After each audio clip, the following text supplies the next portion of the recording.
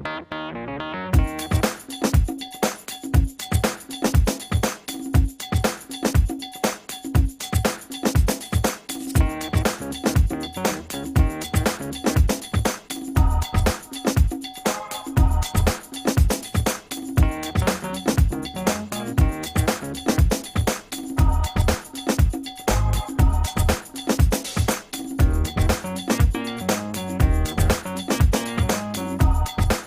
going to start the meeting now. We have bills and manifests going around. Our first order of business, let's see, we have the transportation. We have no need for a non-public session, so pardon me on that. We have a transportation update before our opening public comment today, so. The latest and What greatest. we have. All right, the transportation update. As you know, we need 5 drivers to get our start time back to the normal start time. We need 6 drivers to get our bus routes back to what we're used to last year. Right now, we have 4 drivers that are presently running routes for us. We've got one other driver who is taking the driving exam tomorrow, and we've got one driver that's taking the driving exam December 1st. So, fingers crossed, and I'm going to be in touch with Kelly Doby early next week to see where we stand. And we'd like to give the parents 2 weeks to everybody to make the adjustments coming back. So if we get to 5 drivers, and that's the discussion we're having on Monday, then we can talk about having the start time moved back for, I believe it's the 20th of November. That's the Monday before Thanksgiving. So that'll give us a good 3.5 day trial run. If we don't have the 5th driver, then obviously that person needs to reschedule the road exam, and the December 1st person is still in the mix. So if that doesn't happen, then obviously we're going to be bumping it out probably till right after Thanksgiving at the earliest. But that's about where we stand. So early next week, like I said, I'm going to be calling Kelly Doby and finding out what we're doing. And if we have 5 drivers, then we'll put out an announcement to everybody and contact the parents and the staff and make arrangements and see if we can kick it off on the 20th. Do you want board approval for that? Or are we? Yeah, you can if you'd like. I mean, if you've got something else in mind, or you don't like that idea, then, by all means. That'd be worth doing, just to be clear. What about the Durham transportation? There was something that you were checking into last time. Yeah, Durham With the Transportation, defense. I talked to that gentleman, and they're strapped. They pulled one of their office people to come and do that route, so we had the Co-Brown Transportation. We've filled that with Dale Transportation since then. The Durham Transportation took the driver back and put them someplace else. And right now, they're tight. They're tight. Before you were talking about, we probably had like 3 or 4 in the pipeline. Do we still have someone in training that's even behind our 6th bus driver? Nope. No? Nope, we had 2 or 3 drop out. We had one person that was half, 3/4 of the way through and got a better offer, had a CDL license and is driving and utilizing that. So, no, if there's anybody interested, we can still use substitutes, we can still use backups. Dale Transportation can still use drivers elsewhere as well, so, but no, we've got 4 ready and 2 close. That's all we have. Anyone have any questions, or anyone from the public even any issues or comments? And what we'll do is we'll start with, when we get the 5th driver, we'll start with 5 drivers. We'll put it back to the regular start time with similar routes that we're doing now. And as soon as we get the 6th one trained, then we'll put in the 6th route, and that will just lighten up some of the transition time for the Co-Brown drop-off, and because that's really tight with 5 drivers. So, we'll put that in place when we get it. So I'd like to make a motion that we authorize Dr. Yomsky to bring the school time back to normal as soon as he can, assuming the driver passes on Monday. And notifying the parents. And we have Or a the- joint board meeting on Monday, right? No, that's the following Monday. So moved, second. Any discussion on that? So what does that mean? Like, means- what he just said in the 20th? Is that what you're talking about? If he can work with Dale and get it on the 20th, yeah. Or if it's later than that, hopefully not, but. To send out the information saying that that's what we're going to do. Given the I mean, that's fine. So the only question I have is, I believe we have not looked at routes, and that the board has to approve routes by law each year, and I don't believe we've done that. So I think that's something that we should be looking at the next meeting. Yeah, we can certainly bring the routes back. They have been in continuous flux since the beginning of the year. I understand all that, But I'm we not can- arguing, Yeah, we can bring those to you. That's Isn't not it a a law problem. that we have to approve the routes? You do every year. Yes, so I mean, we need to do that, is all I'm saying. We can bring them. That's easy enough. Do we have to approve them every time they're changed? I guess that would be, do we I mean, have a oh, that's meeting why before they that? weren't brought. probably, Normally, because that they has were come through plugged. us. Every time they're changed? So like when they were changed daily at the beginning of the year? I think there are a lot of extenuating circumstances in this particular Right. case, but if we're going back to a normal Hopefully. whatever, then we need to do our job and approve the routes. I Yeah, don't think Yeah, it's a big I'll bring deal. you the routes for 5 drivers, and then when I hope we get to the 6th driver, then I'll bring those routes back as well, so. Okay. we do have a meeting on November 16th when we can put those Yep. on the agenda. But, I can do that. but my motion was to say to put the wheels in motion, you know, literally. To get Unintended. our schedule back to normal and I would love to put the wheels in motion. shoot for November 20th if we can. Any other discussion on that? All in favor? Aye. Okay, the one other issue we had here was I did meet with the union reps regarding some requests they had for continuing the addendum to the contract. Do you want to speak to that? Or do you want me to just, I don't have the email in front of me, but so I can give a summary, but correct me if I'm wrong then. What the unions were looking for, and this was based on, and I may be wrong about this too, but this was based on the fact that they expected it to be done, we all expected it to go back to normal times within a month, and now we're moving on to the second month, and we're getting what's looking to be most of a second month in the shifted schedule. So they had 2 requests. One was to consider perhaps canceling school on the early release day on Thanksgiving, the day before Thanksgiving, On Wednesday. on Wednesday. However, I wonder if we get our buses back to normal, if that even makes sense to do. And the other one was for After a, Thanksgiving anyways, we were talking about going back to the normal schedule after the Thanksgiving holiday anyway. Well, we can do it, if we get to the 5th driver, 2 weeks would bring it to the 20th, which is before Thanksgiving. So if that were the case, then you could do the Monday, Tuesday, half-day Wednesday. right. So, I Oh, yeah, think that's what was in the email, so Right. Bob did state it correctly, that if we were back to traditional hours, that we would work the 22nd, the half-day. If the driver tomorrow does not pass, we would want the Wednesday off to be then extended at the end of the year, so that, Yep. because of that circumstance. thanks. So that was one request, and the other request was for another personal day, so they could make it to their doctor's appointments and so on and so forth, that they had to reschedule due to the change of hours. We gave them one personal day for the month of October, and they're asking for another one. So those are the 2 things that we negotiated quickly after the meeting, and it's up to the board to decide what we're doing with those. So, So I'll make a motion to, and then we can discuss it. Sure. I'll make a motion to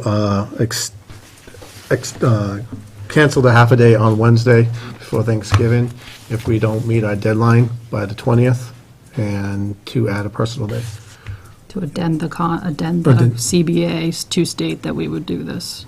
Second. Do you want to do them separately? I didn't hear. But, well, let's discuss it all together, and then we can probably do it. Okay, that's fine. All right, so the motion is that if we're still on modified schedule by November 23rd, that the request is that we would cancel school on the 23rd instead of having a half-day. 22nd. 22nd, thank you. So, Yeah. Personally, I think that's a very good idea, and I think you should just do it anyway. I think that the bus schedule should be started after Thanksgiving, is my personal opinion. And, I mean, it would be a smoother transition. But that day for students would have to be made up later in the year is my only concern. So, you know, that's something that we have to think about. But as far as, to me, I personally think if the buses were to start the following Monday, I would be very much in favor of that day just having off so that we don't have I don't even know how you have a late day. I mean, I don't even know what that would look like. So if we start at 10 o'clock, what, if it's a half day, they get out at what? Yeah, a half-day starting at 10 o'clock doesn't make sense. Yeah, it really does not. So I've tried to think about that in the last 2 weeks, and I came to the conclusion very quickly that I really think that should be a day off. But what, And I don't understand why you don't think it makes sense. I mean, I think a half day would be 10 o'clock to 2 o'clock or 2:30, right? Which is, The regular time. I mean, like, that looks like a 2-hour delay, really. I mean, it's not a school day, that's a terrible thing. But then but- buses, But then we don't have a so bus buses, the other buses we're using, aren't they busy at that half-day ending? That Okay. would be tough. I mean, we looked at, with these power outages and things, I had some interesting conversations with Dale Transportation with, you know, delayed openings, early outs. It was, you know, it was, Well, Do the other I- schools not have early release? Because if we're on the same schedule as the other schools, then they'll be getting done at 12 o'clock, and the buses should be available by I'd have to 2 check. o'clock. I'd have to check with Dale and see if that's an issue. Yeah, if you can't have the buses, then I agree. I mean, it doesn't make sense to do it. I'm very much personally in favor of canceling that day, and I really think we should start the new bus schedule on the following Monday. And what does our calendar say? Is it 5 or 7 days before we take away April vacation? Consideration, but that was my only concern about that, is if we automatically take that away and start the new buses after Thanksgiving, that will be our 5th day, because we had 2 at the beginning of the year, 2 this week, and then another one's 5, and we haven't even had a snowflake yet, so. Right. I bought a plow this year, so there's gonna be no snowstorm, so. That would be my only I concern. mean, that's a big concern of mine. I mean, it's looking to be lining up like a nasty winter with all these storms, and I'm a little worried if we have 4 or 5 snow days that we're Yeah. gonna be going into July, you know, so. That's my Well, we only can't go reasoning into with July. trying to get it off. Yeah. on- I know, well, Legally, that's my, We're gonna be taking off, that's what I'm saying. where I'd rather. they're gonna lose a vacation. Guys, And can we're we, gonna be here in sorry, I'm June. having a hard time hearing. So I'd be in favor of actually not doing it. I think we should, if we can, depending on the bus schedule, if it's possible to do it with the buses, I'd prefer that we did have school that day, but, sorry. And that's fine, but whatever we do, I think we should do tonight. Yep. People plan Yep. travel and everything else on certain holidays over the course of the year, and I think a decision would be I agree with that. necessary to make that Yep. tonight and go from there. But, so I've made my statement where I think we should do. Well, and I think from what Dr. Kodonsky has said, it doesn't sound like we can have school if we're gonna have an early release, because we're not gonna have the busing to really do it. Again, if we don't have the buses, if we don't have the 5th bus, I would have to check with Dale Transportation about that, at that 2:30 timing. Right. That might be an I issue. suppose it could be, I suppose bus drivers might have plans too to leave. Bus drivers are gonna want to off early. Right. You know, I Might be just, an issue. That's true. it just makes, I've thought about it. To me, it makes no sense to have school that day, unfortunately. We'll have to take a chance on snow. All right, the other part of that was the request for additional personal day to take care of their personal issues. Is there any discussion on that aspect of it? I wish you'd do them separate, because I would approve the day off, but I'm not in favor of another personal day. So I would appreciate. Yeah, I you don't mind doing them separate. Would you want to? Yeah, I'm fine, I just want to know if we're going to discuss it all together and then make motions. Sure, sure. So you want to retract your motion and do them Just put it separately? in for the first part of it. Yeah. Yeah, I've tracked my motion to just approve the half-day.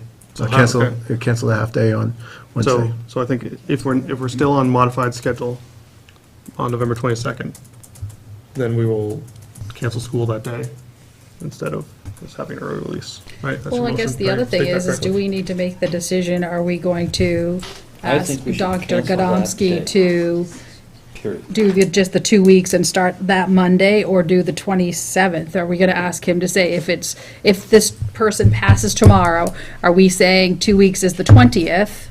Or are we saying, let's just wait until after Thanksgiving and start the 27th? So let's make that motion separately. Let's get Right, this. but I think that decision needs to be made Before the half day. before we make Well, the half-day okay, one, we can do that either because, way, but I mean, what we're saying is that if we're still on a modified schedule on November 22nd, we're going to cancel school instead of having half-day. That's the motion, and I think that's fine. That'll work no matter which way we do it. That's certainly not what I was saying. I mean, if that's the motion, What that's were the you motion, saying then? but I think we should Cancel the cancel day. school that day. Regardless. period. That's the motion. That's the Yes, motion. That that's is up the there. motion, Okay. is my understanding, Okay. that we should cancel. So even if we go back to the normal schedule on November 20th, That's correct, yes. motion I is think to we should cancel cancel school that day. on the and 22nd. just be done with it.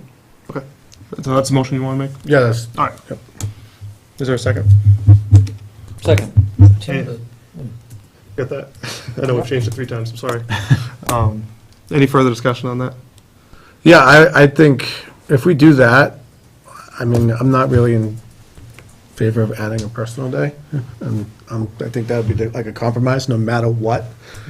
The Wednesday would be canceled. So that's how I'm feeling about it. Yep. Anything else? You good? Good. All in favor? Aye. Aye. Opposed? 1. Okay, motion carries. So school is canceled on the 22nd. Correct? All right, so, So now it matches the lunch schedule. matches what? The lunch schedule. The lunch. If you look at the lunch schedule, we're already canceled that day. Oh, I'm sure they'd find something. They have a crystal ball. So there's a request to have an additional personal day for the month of November. Well, it can be used throughout any time during the year, but it was to make up for having a modified schedule for the month of November. I'll move that we do that for discussion for a second. Second. Any discussion on this one? I think I feel the same way Shane does, if, We're gonna make, the modification of Wednesday no school, no matter what, That will be the personal day. pluses or not.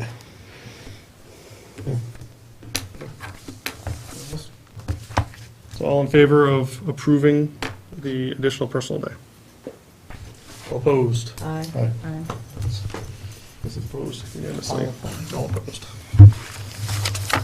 Did you want to make a motion to change our schedule? Yes, I would like to make a motion that we start back to the normal schedule on November 27th, I'll second after that. the holiday.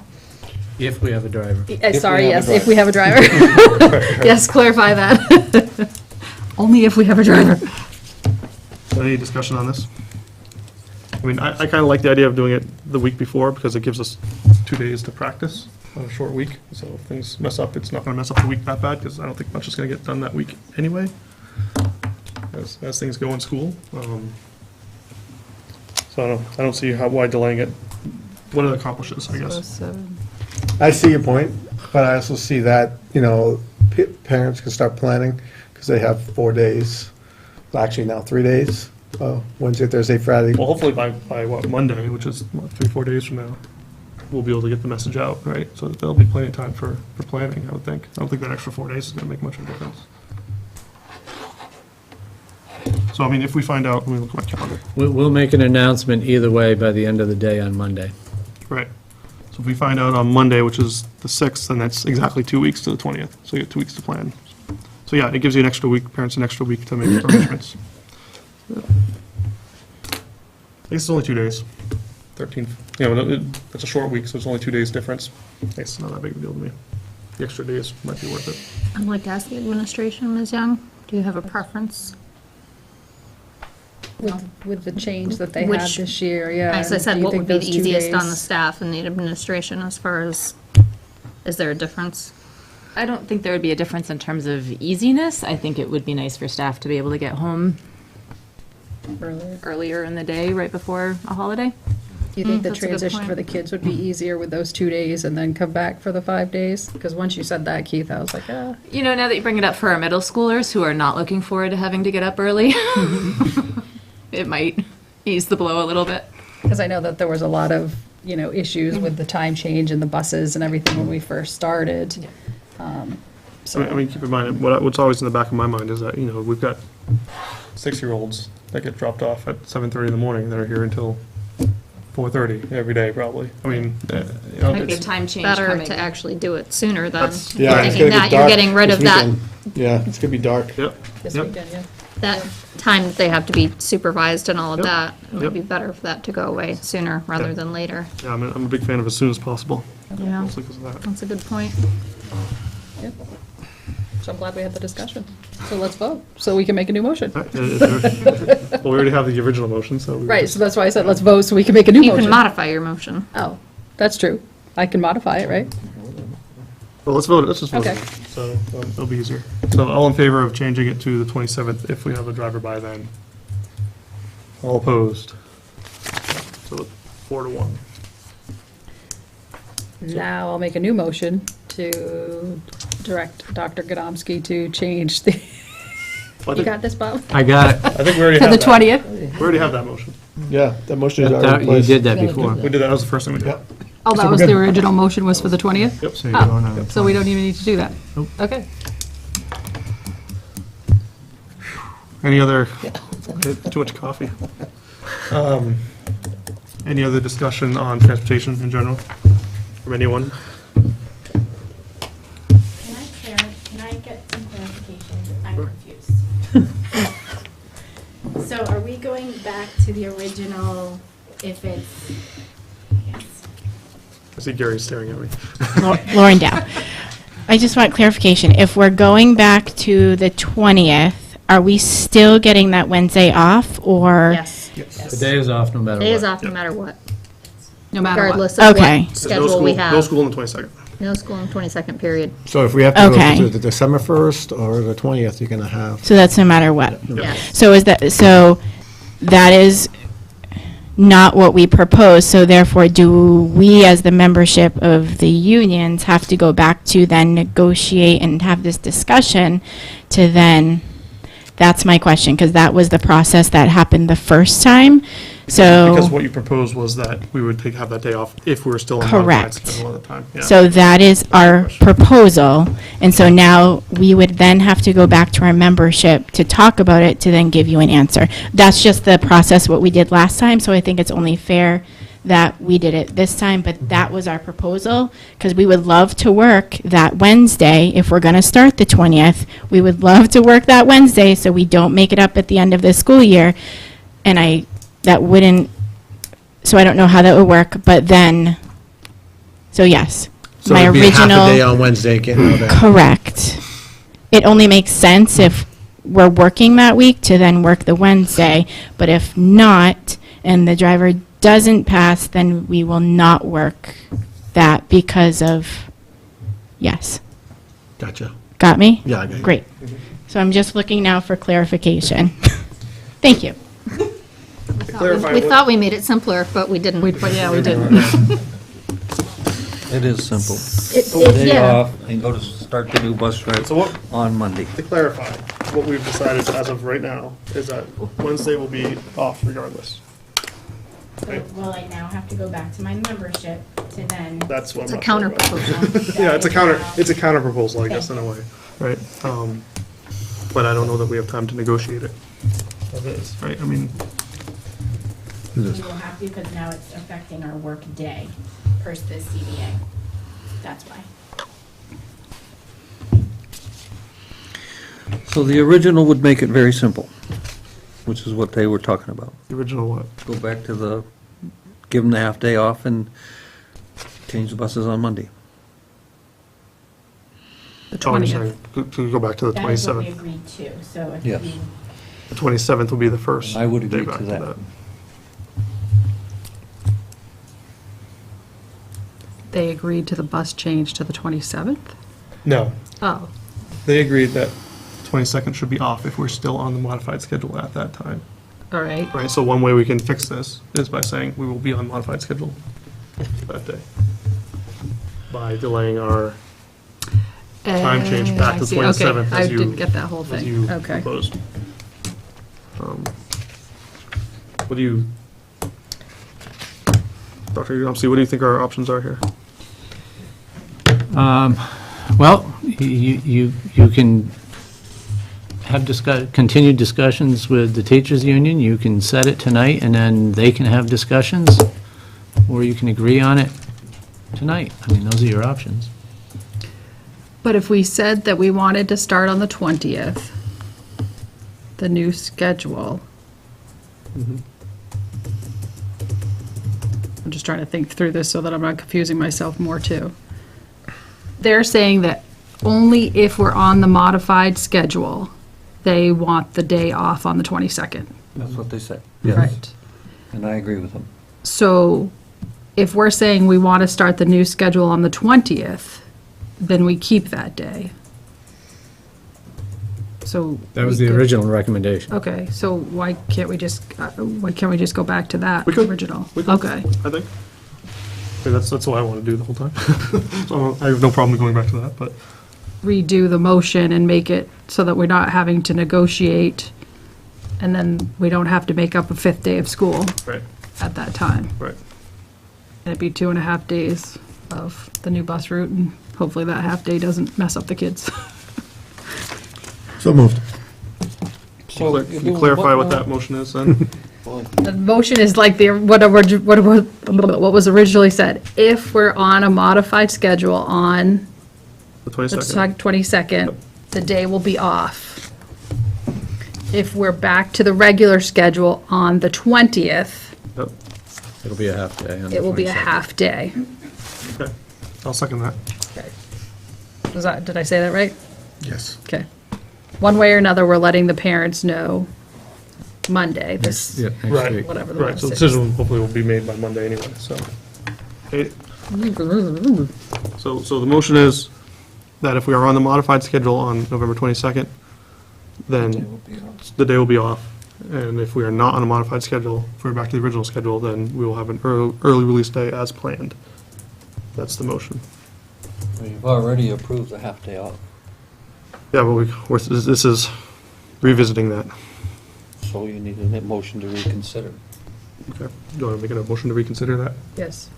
And get rid of the one and then do the other. This one's overriding my other one. How's that? That's okay. Do I have to motion to cancel my other one? I guess, okay. Make it all one motion to cancel the previous motion and make this new one. That's okay. All one thing. That sound good? Yep. Yes, let's do that. Okay, any discussion on this? All in favor? I think. Any I think I am. If I'm opposed? understanding myself. One opposed, so the motion carries 4-1. So, the current state of things, if I got this right, is that we're going to try to go back to the original schedule on the 20th. Yes. If that is successful, we will have an early release day on the 22nd. Correct. If that is not successful, and we are still on a modified schedule through that week, then the 22nd will be Day off. a day off instead. Correct. Does everybody agree that that's where we are right now, at least? I think so. And I will attempt to get that announcement out by the end of the day on Monday. Everybody happy with that? As we can be.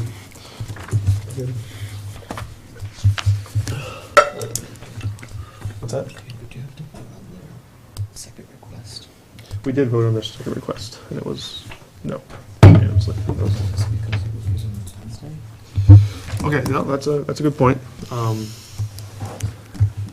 Mr. Wells, you did say that one of the reasons you did not approve the personal day was because we're giving them Wednesday off now that So we're not. motion to reconsider my proposal about not giving the personal day because we were compromising with a day off on Wednesday.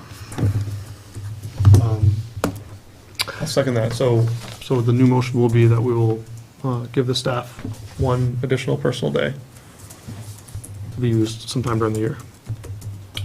If we are on the new schedule. If we're, right, if we're on the new schedule by the 20th. Wait a minute, we'll give them the No. personal a day if We're we're, still on the modified schedule okay. after the if we're- 20th. Okay, yeah. Right. Yeah. If we're still on the, yeah. All right, so I'll second that. Do we have any discussion on that? So you're saying you wouldn't give the additional personal day if we go back to the regular schedule? Correct. If all goes well, then no. Yeah. Is that what they proposed? I think they just Not exactly. proposed. No. That's not what they Not proposed. exactly what they proposed, I guess. Sure would be nice to have what they proposed in writing. Ah, It is in writing, it was in an email. Let me check. Was it just a Keith or? It may have been. I know I didn't get it. I think I CC'd Bob on the email as well.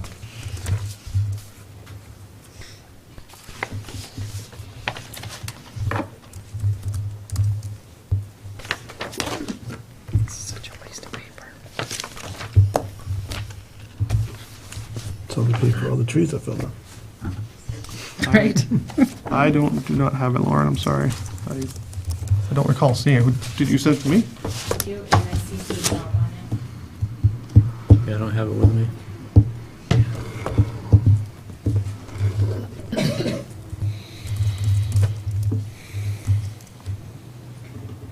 Would you like me to go get a copy?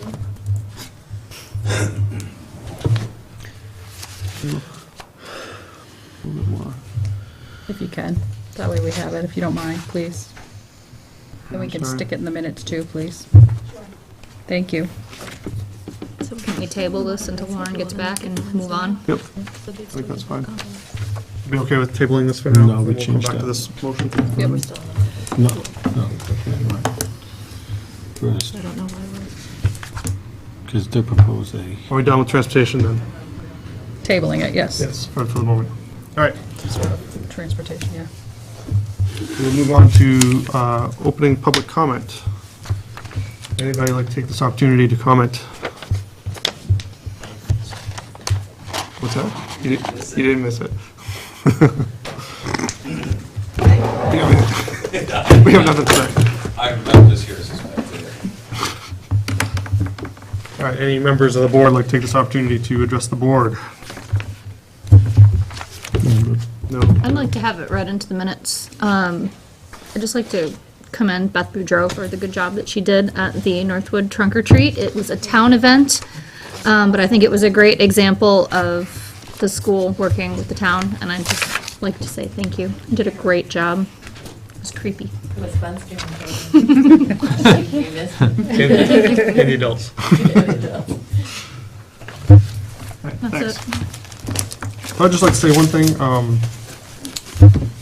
We've been attending these strategic planning things, and some of the stuff that Mr. James Valancourt brought up a number of times, which I think really hit the mark, was that when we're looking to improve the school, improve things, he's a big proponent that the culture and climate is one of the most important things around here. He mentioned various times that, we want to attract and hire the best people. The best way of doing that is by having a great culture and climate. And I think he's right. I mean, I think we want people knocking on the door and wanting to come work here and stuff. And as the board is an employer, Dr. Godomsky is our employee, and by extension, all of his staff, I'm really thinking that we need to do a better job at trying to improve things right from the top.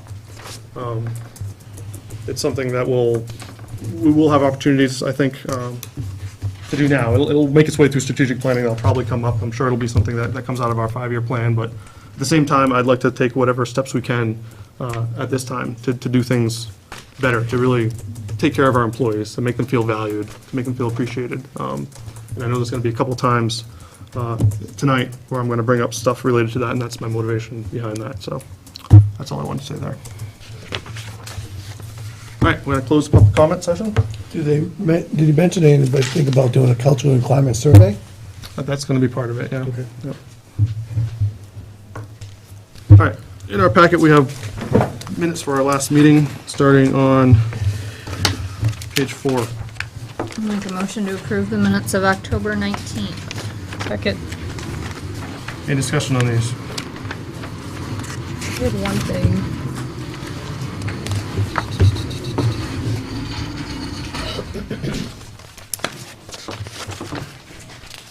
All right, all in favor of approving the minutes I guess as just written? one thing, Oh. I'm sorry, on, line 325.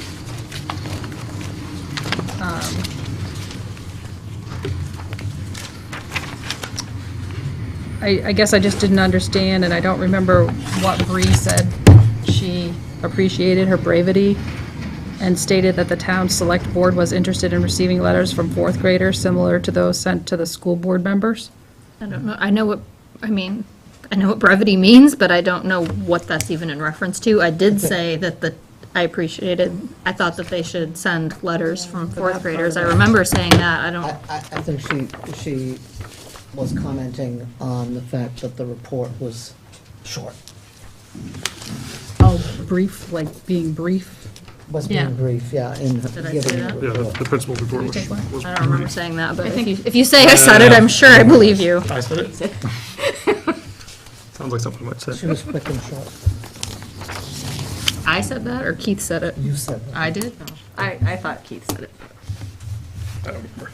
I don't remember either, but I'll take Sounds it. like something I would say. I'll take it. That's fine. Whoever said it, I'll try to be brief tonight, too. Shall I say you both said it? We agreed. We can put that in minutes. Short. That works. Can't go That's wrong fine. Is with that the letters about the job and all that, we do? Is that, I wasn't here for that. Yeah, Bree had referenced the letters that were sent to the board last year and suggested branching out to the select board this year. I don't know how I can find that.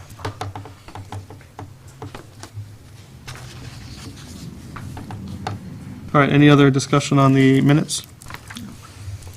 All in favor? Aye. Opposed? No? Abstain.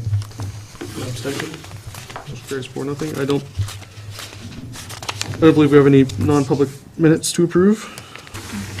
We'll all set with that. All right, in front of us we have the letter. Thank you, Ms. Dow. I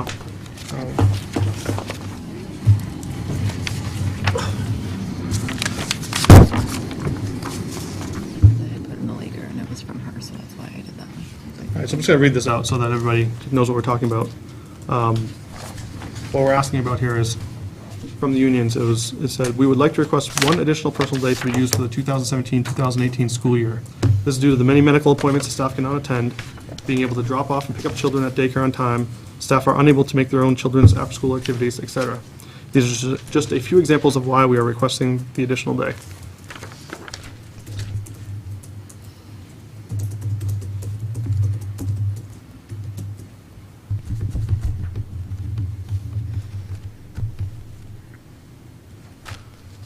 So, we can make a motion for that, or we can renegotiate it, right, or make a counter proposal. The way I see it. I don't know what people want to do. I'm willing to say that, make a motion that we approve this as written, for discussion at least. I'll second it for discussion. So is there discussion? People want to do this, people don't want to do this?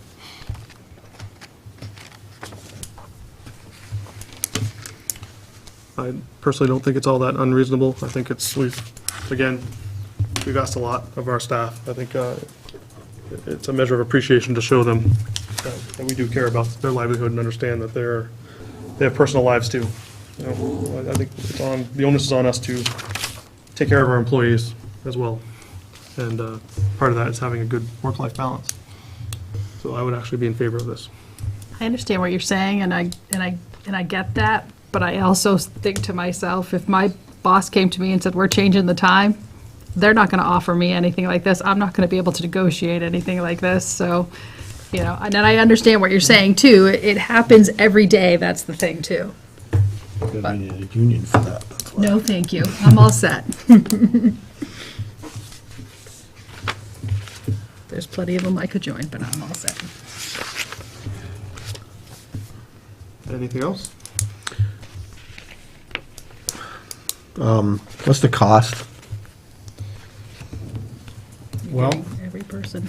It would obviously be if they took it. If they took it, the cost is going to be a substitute for each day.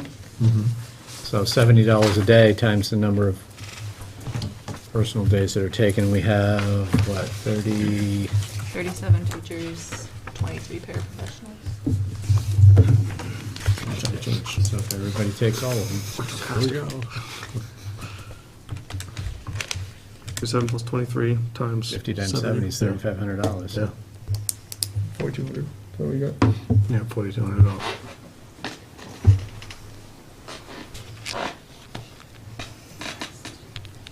Which we've already agreed to. So it's Before. on Yeah. top of. Yes. So it'd be It'd be an another. additional. How are we doing, how are we doing on our transportation line? For that matter? What are we looking like? Well, I mean, we haven't added everything up, but obviously, we've got to do the supervision piece. The transportation line itself is going to most likely be under, but we've got some other expenses that we're incurring, so, Yeah. and it's still pretty early to tell that. Any feeling for whether this would, with all the other expenses, would put us over our budgeted amount? Well, we've got sign-on bonuses there, too. Yep. I'd hate to guess.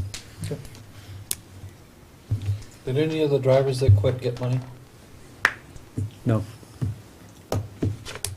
Nope. Nobody got anything until they're actually passed and driving.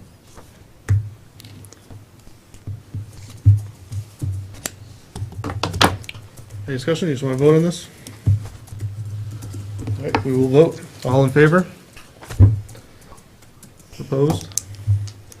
Motion carries 3-2. All right, we will move on now. Is that, we all set? You agree we're good? We have no other? That is the agenda. All right, thank you. Just want to make sure. Oh, I see in your letter you mentioned the culture and climate. You've been going to the same meetings as me, I can tell.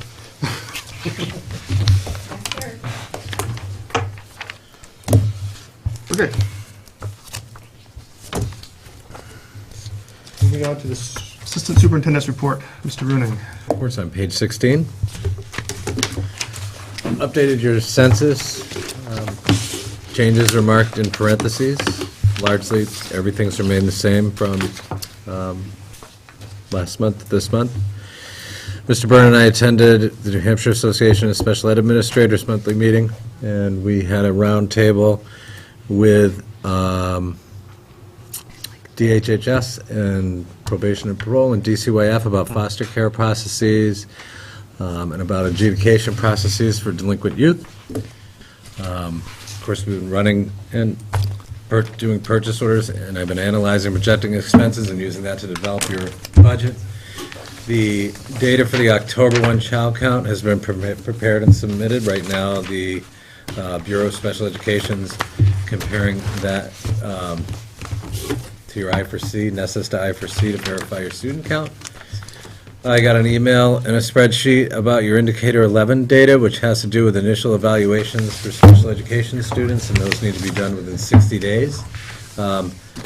You're 100% in compliance right now. I verified all the data and sent it back to the Department of Ed. 37 people attended the Screenagers event hosted by Nottingham. And the last thing is the policy committee met right before this meeting to bring forward our next 4 policies, and then we're going to not meet until your budget season is complete. Any questions? Nice report. Brevity. Put that in the- Who said that? Anyone have any questions for our Assistant Superintendent? Seeing none, thank you very much. We'll move on to the Principal's report, Ms. Young. Thank you. We also have Catlin, who will provide the curriculum director's report tonight. And I want to assure everybody, I have not actually changed my name. I just had a little typing malfunction. So if you need to call me Ms. Young for the rest of the night, I will understand, but I will endeavor to spell my own name correctly moving forward. Growth mindset. With hard work and perseverance, I can do it. I'll write it for you. All right, so you're starting, by the way. My name is still the same, so good evening, everybody. Veterans Day. I had heard that we had something here before. I thought it'd be a nice way to get the community in here for those that have served or are still actively serving. So they'll be coming in on the 8th. Anybody from the community who has volunteered to speak, they'll be speaking, and then our guest for lunch. So it'll be awesome. We are also setting up a board if anybody had pictures, not originals. God, I don't want originals, but like we can make copies of them to kind of put them up to honor those who have served. I look forward to that. I think it'll be a really great time. Advertising this event in town? Yes, we have. We put it in the Laker. We also sent out a one call now. It went out to all the families. You mean for people to come in? Mm-hmm. Oh, no, I have not done that. We do have, what's the organization name? The VFW, right? The local VFW that you might want to get in touch with. They always have. Okay. Yeah. Dan Bernhardt? Shannon Brown, is she still the president? I was thinking No. of Dan. Dan is. Dan. Barnhart? Barnhart is? Barnhart. That's how it's spelled. Barnhardt. Barnhart Yeah. with a D, I think. Okay. I will get in touch with that individual. Yeah, it should be a pretty good time. I look forward to that. Then I'm up again for the discipline data. We kind of printed it out for a comparison of last September, October, and this September, October. The darker bar represents this year. I think that having kind of a year to get familiar with us and expectations and kind of learning the new matrix and everything, the students know our expectations. You can see from the chart that October is much more down than October of last year. And I think everybody's kind of working together and swimming the same way, so it's really helping kind of give continuity for the students to know what's expected. How much do you think it's related to the later school day? It could be a factor. I don't really know. I mean, I don't know if I can really tease that out. I mean, it could be. It could be, we had actually Yeah. anticipated we might have more discipline issues later in the day when kids are tired and cranky, and we've not seen that at all. I think this really speaks to increased consistency and follow-through among everybody. You know, trying to get more common language, and also we've been really pushing positive reinforcement more so this year. So I think that all contributes. The rubrics. I'll end up next year. What? I'm up next. You are? I was doing the safety drill. I was going to do turkey. No, at the end. I'm done for now. Thank you. You can if you want. Nope. All right. We conducted an off-site evacuation drill about 2 weeks ago now. We were really impressed with the students and the staff. It was a weird day where we had a lot of staff out. I think we had 13 guest teachers and paraprofessionals, which I was about this close to canceling the whole thing, but then I thought, you know, there could be an emergency that we had a lot of guest teachers and we got to do it, and everybody did a really nice job. We appreciate the support of the police department, helping to keep us safe on Bow Street. Tom was very helpful. The safety committee worked hard to organize it. Bob Young helped with the planning of it, and then also came over to assist and supervise. So kudos to everybody for that. Safety team continues to work on refining that. We met on the 24th, but not everybody could come, so we'll talk about that again moving forward. And then we'll also start to plan additional drills and work on getting everything documented so that everybody knows what the expectations are. Also provided just a few of the great things that are going on around the school. Mrs. Bechtold's tomb tours a couple weeks ago were very well received. I think she said she had 140 people go through that night. She was happy that the strategic planning team took a break from their meeting to come up. Kids were super excited about it, and there was lots of good learning there. We had some police officers come in and provide some safety lessons to our kindergarten students.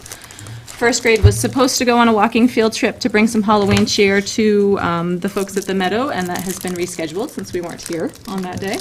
And third grade recently went on a fun and educational field trip and appreciates the board's contribution to their transportation costs. Also wanted to update you on the building leadership team. As we did last year, we are going to be paying a $800 stipend to members of the building leadership team since they meet for an hour and a half every other week outside of the school day. We had 2 spots open this fall that I did not fill immediately just because we were a little unsure about what our grant funding would look like. So the 2 people, we do have the grant funding now. Lee and Lauren have joined our team and will receive a prorated stipend for the 3 quarters of the year that they're on it.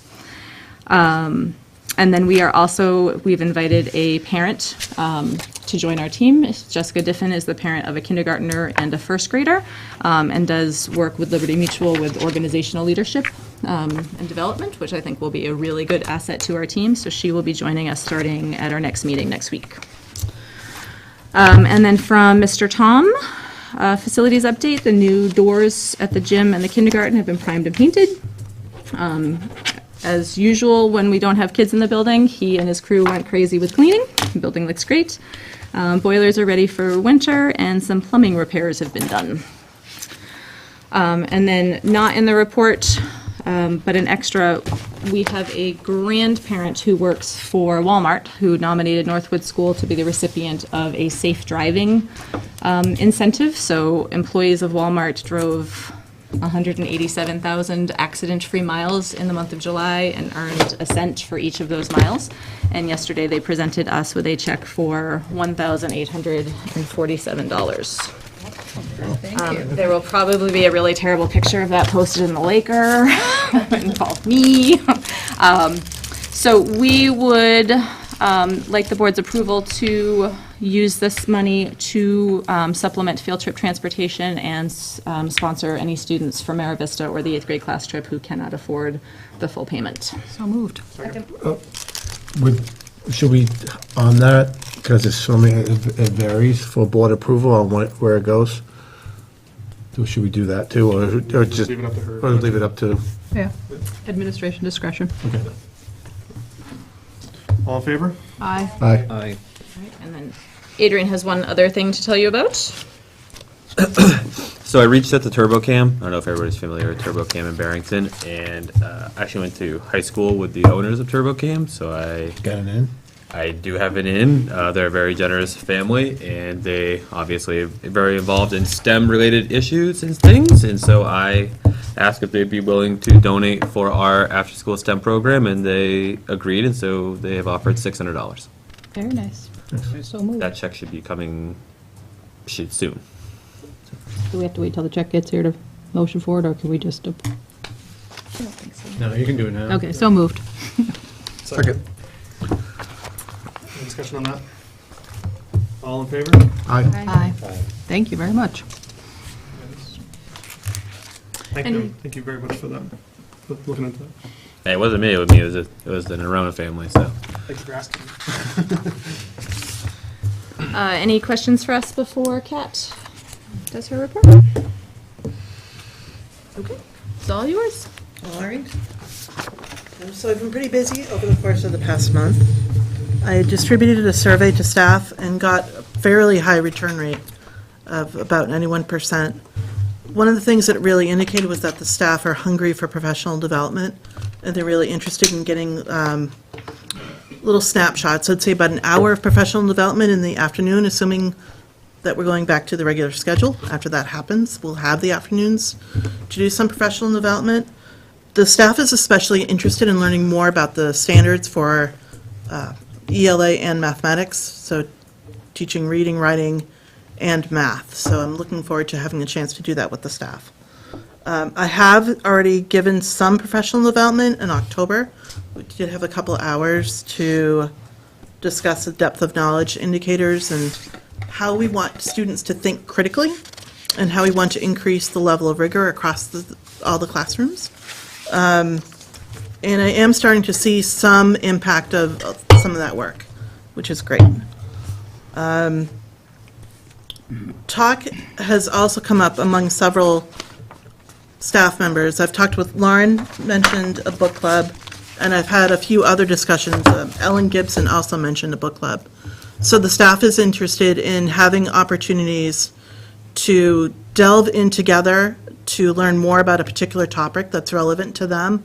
But I also think that using that book club as an opportunity to develop stronger working relationships, and again, going back to the idea of improving culture and climate, that's one of the things that I'm kind of hearing from the staff. So that's one of the things that I also want to do in January.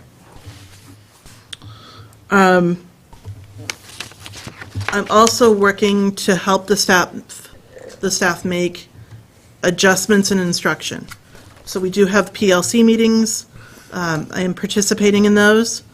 I'm giving some resources to teachers as they ask for them, or sometimes I might notice that somebody is struggling with a particular issue, and I might go find a resource for them and give that to them. So I'm finding that I'm able to have an impact on instruction through the PLC meetings and some of what takes place during that time as well. I've attended some of the Bridges meetings at Co-Brown. I've attended 2. I attended one actually just a couple days, or yesterday, for ELA, but I've also attended math. There were some issues that came up during the math discussion about how instruction here could better align to what goes on at Co-Brown. So I took that feedback and I found some additional resources that could be used to supplement the Go Math curriculum and the Algebra 1 textbook. So we've purchased those, I've distributed that to teachers. Teachers have noticed already, as they've looked at some of those resources, that they will be useful. They're liking some of those activities that are in those books. So it's great that teachers are starting to delve into that. In particular, the CMP series really focuses on the conceptual understanding of the mathematics, where the Go Math focuses at some points on more on the procedural, just the procedures such as multiplication or multiplying fractions, but not necessarily building the conceptual understanding of why certain procedures work. So this is a good balance that I'm hoping that we'll see over the next year or two as students go up to Co-Brown. We'll get a little bit, we'll see an improvement in their feedback. So I think that's important too. One of the things that I'm really pleased to see start happening is teachers are starting to implement Keys to Literacy strategies. Keys to Literacy is an organization based in Raleigh, Massachusetts. Their founder comes from, or has been affiliated with the Landmark School in Beverly, Massachusetts, which is one of the better schools in the country for students with language-based learning disabilities, such as dyslexia. The strategies are great because they support all students, but especially those students who struggle with language. If the strategies are being implemented across a school or throughout a school from grades at least 2 to 8, then what happens is that teachers are building one another's strategies. So for example, if one teacher is learning or teaching students how to take notes, and then the students go to the next grade and they learn different strategies from a different teacher, teachers are always rebuilding the student skills. Whereas if you have consistent strategies in a building, teachers don't have to do all of that reteaching. It's better for the students, it's more consistent, and the students really master the skills before they go on to high school. So I've been gently kind of encouraging the teachers to adopt some of these strategies, and what's good is I'm starting to see some teachers doing that. Melissa Moore, I saw her doing a lesson here in the library. I've seen Bob Payne using some of these strategies. Michelle Alifat has begun implementing them. The reading teachers know a lot about Keys to Literacy, so our reading interventionists already know about this, so it's really building on the capacity that already exists within the building. So I'm really pleased to see some movement in the same direction across classrooms. That's a really great thing to see, and I haven't been here very long. Going back to the idea of increasing the level of rigor in the classrooms, I'm working with Dana Kelly, the 7th, 8th grade social studies teacher, to bring some high-level text into her classroom So we're looking at incorporating Guns, Germs, and Steel by Jared Diamond into the 7th grade social studies curriculum, which is great in terms of incorporating ideas related to both geography and economics into the social studies curriculum, as well as not just the text, but along with the text, there are also a lot of resources online through PBS. So this could potentially, I'm excited about this because this really gives students a lot of material to work with, really in depth, and again, increasing that level of rigor that we want all students to engage in. Finally, I do continue to work on developing a standards-based report card. I'm working with several members of the committee, Lee Cronin, Ellen Gibson, Nicole Bolduck, and Louise King has joined over the course of the past week. So that gives us fairly good representation to start working on that report card. We're having discussions about grading. We've looked at several standards-based report cards from different communities throughout New England to get a sense of how other communities have done it. And it's interesting to see how the priorities of different schools are reflected in their report cards. So we're also starting to have some conversations about that. The one thing that I would like to amend in my report, I initially thought that maybe I would present a draft of the ELA section to the board, and I would like to hold off and present a final draft or a close to final draft, closer to March or April, bring that to the board. That will give me the opportunity to engage in more conversation with both the committee as well as Mr. Alfred and Ms. Young, and additionally gets feedback from parents. So we really want to make sure that what we're presenting to the board is something that's has been vetted by multiple stakeholders. Anybody have a problem with that? No. Sounds good. Great. Any questions? My question is, how do we get more staff to do the, you're saying 2 through 8, the consistency? Because one of the things that the 2.5 years that I've been on the board is that a lot of teachers will say, I'm re-teaching the same things over and over, and you're just saying it's because there's not the consistency. How do we get more teachers to do this consistently so that we're doing the right thing for our kids? So as a person who's new to the school, I'm not comfortable necessarily coming down with a mandate that teachers have to do certain things. What I'm seeing is I'm suggesting these strategies for teachers. Teachers are trying them out and they're finding that they're effective. And I think that what's happening is that in some cases, teachers are finding that they're effective and they might be talking to their colleagues. Or we're getting to the point maybe where there'll be more conversation about how could we work together collectively. And again, this is only after 2 months worth of work that we're starting to see some movement in the same direction. And I think eventually it just might become the Northwood way of doing things. But I hate to hear eventually. Again, if this is what's right for kids, and I know what you're saying about mandating it, but if this is what's right for kids, if this consistency is what is right for kids, there has to be a point also that this is what's right for kids, and we have to either mandate it or something like that to, again, in my profession, we're mandated things all the time. They don't let us just figure them out on our own because it's what's right for those that we're taking care of.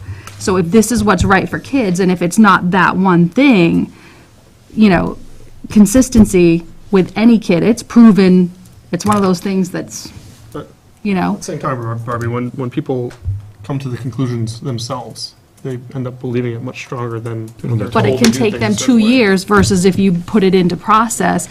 That's to me, that is one of the biggest problems that we have in Northwood School, is that we don't mandate anything, we let everybody come to their own conclusions. Can I jump in? Please. Yeah. So I absolutely agree with both. of you. I feel the sense of urgency that we need to do better by our kids yesterday. I also see the point that it takes a little while. We have a lot of new staff in our building, professional development. When you come out of teacher school, you don't know what you're doing. Like, you just don't. You know, we all sit around and talk about our first year and like, I can't believe I did that. Like, I can't believe they kept me on. It takes a while to develop those skills. One of the great aspects of having a full-time curriculum director is that she can help to provide the most highly effective form of professional development, which is instructional coaching. And we're already seeing the impact of that. And to see it that quickly, I think is a really good sign. So you can send people out and go to experts who know stuff, you know, in Boston and bring that back, and it lasts for a week or two, and then you revert back to sort of your usual pattern. Or you can have somebody who's in all the time, who's supporting, who can give resources, who can tell you what, from her perspective, is going well and what needs help, and that's a constant thing. So I absolutely think that we will get there, and But having her unfortunately, here will it's help a always lot. the same teachers that are trying the new things, and it's working, and then it's just not spreading. And I think you're absolutely right, because at one time, we were all new in our profession of whatever we chose, but that's also the best time to teach something new to that person, too. Yeah, So, and they're, I'm just saying, you know, it just, there is a time to mandate things also, and again, I'm not in the school every day, but when you say I don't want to mandate it, there has to be something, some things that we say, this stuff needs to be done in your classroom because it's what's best for kids.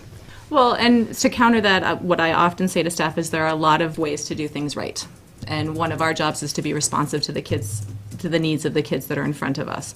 And having a lot of tools in your toolbox is a good way to do that, because what happens is when we start to say you have to do this particular strategy with everybody, there are going to be kids that doesn't apply to, that don't benefit from that. So you have to make sure that people have the tools to use when needed for the kids that are needed. And that takes time to develop those tools in that toolbox. And we are fortunate to have a nice blend of staff. We have really eager, enthusiastic, ready to learn young teachers, and we have veteran experienced teachers. And there's nobody in this building who's not trying their best every day. Oh, and I'm not saying that they're not, but I'm just saying it's always the same people that are trying the new things. And it would be nice to see that. Yeah, but if you develop Everybody that is. culture, and that they're all going to eventually say, oh, that is the right way to do it, Right, I mean, by saying, all right, you have to do it this way, and then that'll come out in evaluations. When we do evaluations, they say, look, we have taught this culture, and you're not accepting that, then, Critical mass helps too, Yeah. right? Once everybody else is doing things, One of start the, doing those too.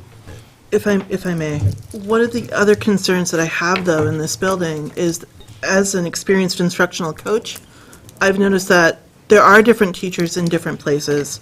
We've also had a new math curriculum come in, a new math program with Go Math, that a lot of teachers are trying to figure out. Our reading program is relatively new, along with the writing program, and that's a lot of change.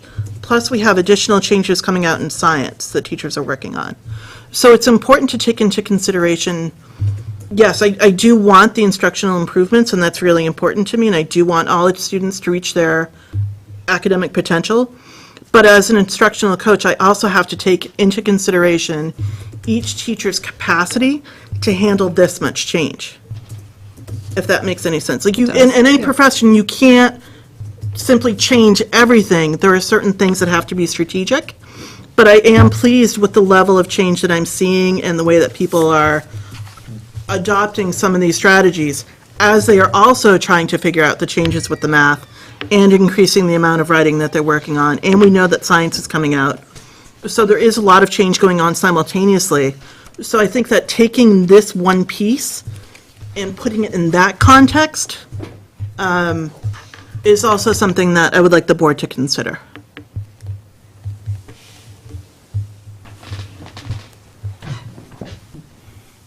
All right, any other questions? I'm just glad, thank you. Yeah, thank you for the updates. Appreciate that, thank you. Okay, any other questions for Ms. Young before we? Letter, Ms. Young? Ms. Young.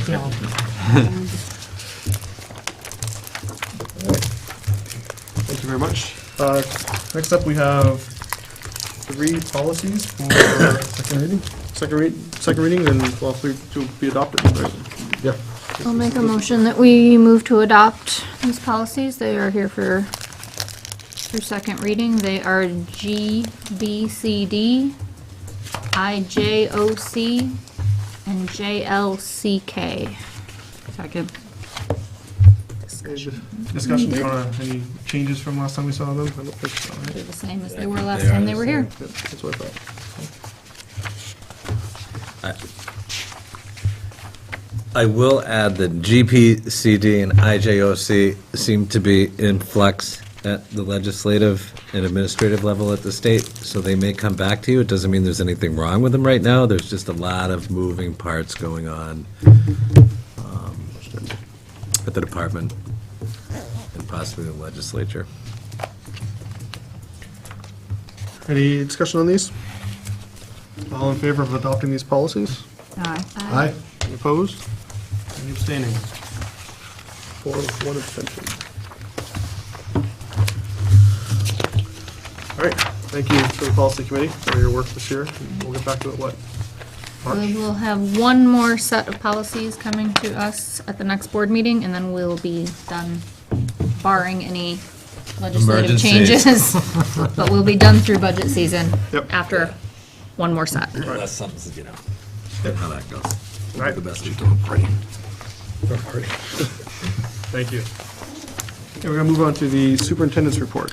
All right, before I get into the personnel report, just a couple of thank yous and a brief update. This has been a really difficult week with the power outages. And just, it's been really nice to be able to converse with Jocelyn at 5 o'clock in the morning or 9 o'clock at night or all of the above. And the same shout out to Tom, Mr. Tom, for checking the school and keeping it going and giving me updates on whether the lights are on or not. And also, you know, we've got a generator here, and he took it upon himself to make sure that that was going, so we didn't lose any food or milk, and keeping that going, which was appreciated. And the SAU was in a crunch to run payroll without any electricity at all, and Tom and Steve brought the generator down for a couple of hours so we could run cords to get our server up, put on 2 computers and run the cords through the window and actually get payroll met. So that was much appreciated as well. It was a tough week. And also, someone mentioned Bob Young. Bob is really good at anytime there's any kind of emergency coming, he'll give 2 days' notice, he'll do updates, he'll do down-to-the-minute updates. So, you know, Bob does a great job at keeping us all throughout the community informed of any kind of emergencies. So really appreciate Bob's efforts as well.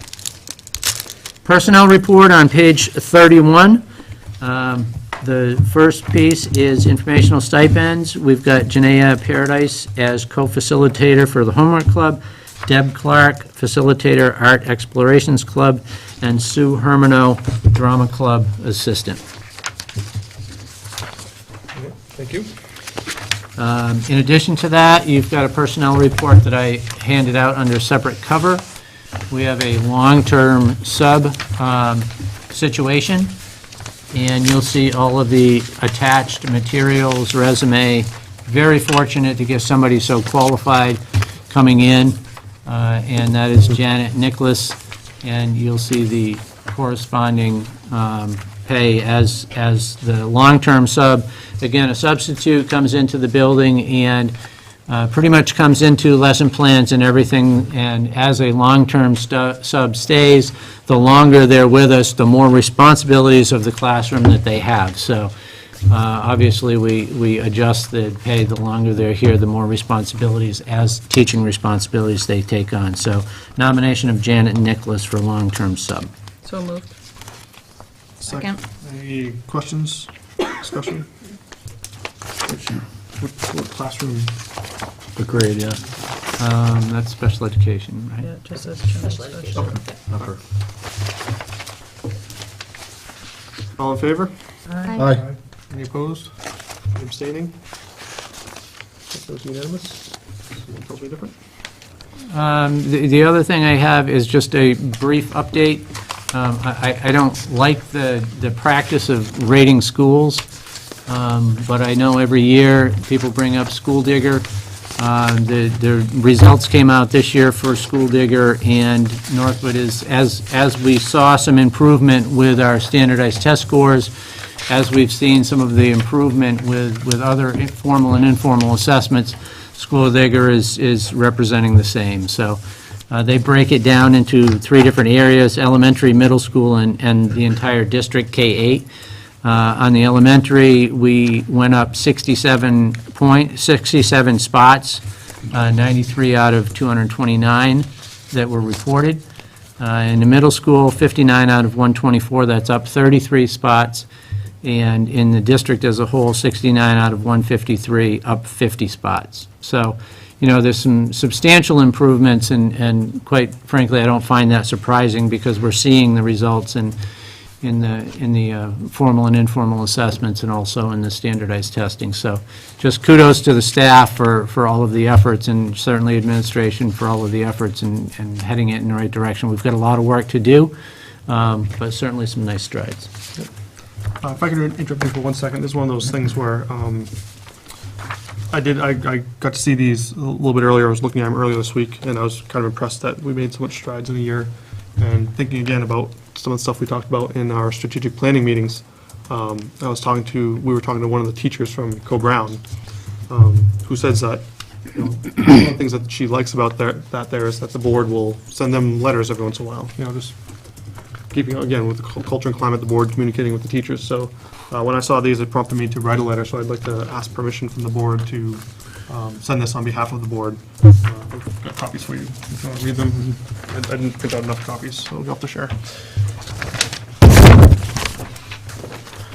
But I will read it for everybody who can't see it.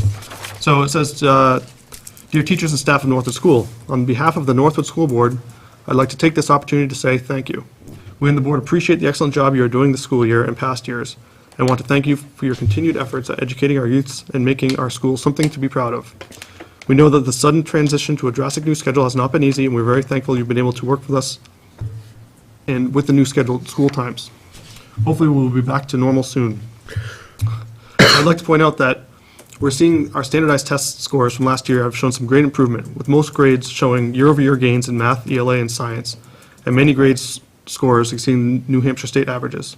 We've seen big jump in our school rankings on schooldigger.com, moving up over 55 spots and now sitting solidly in the top half of the state, above 59.4% of other elementary schools in New Hampshire.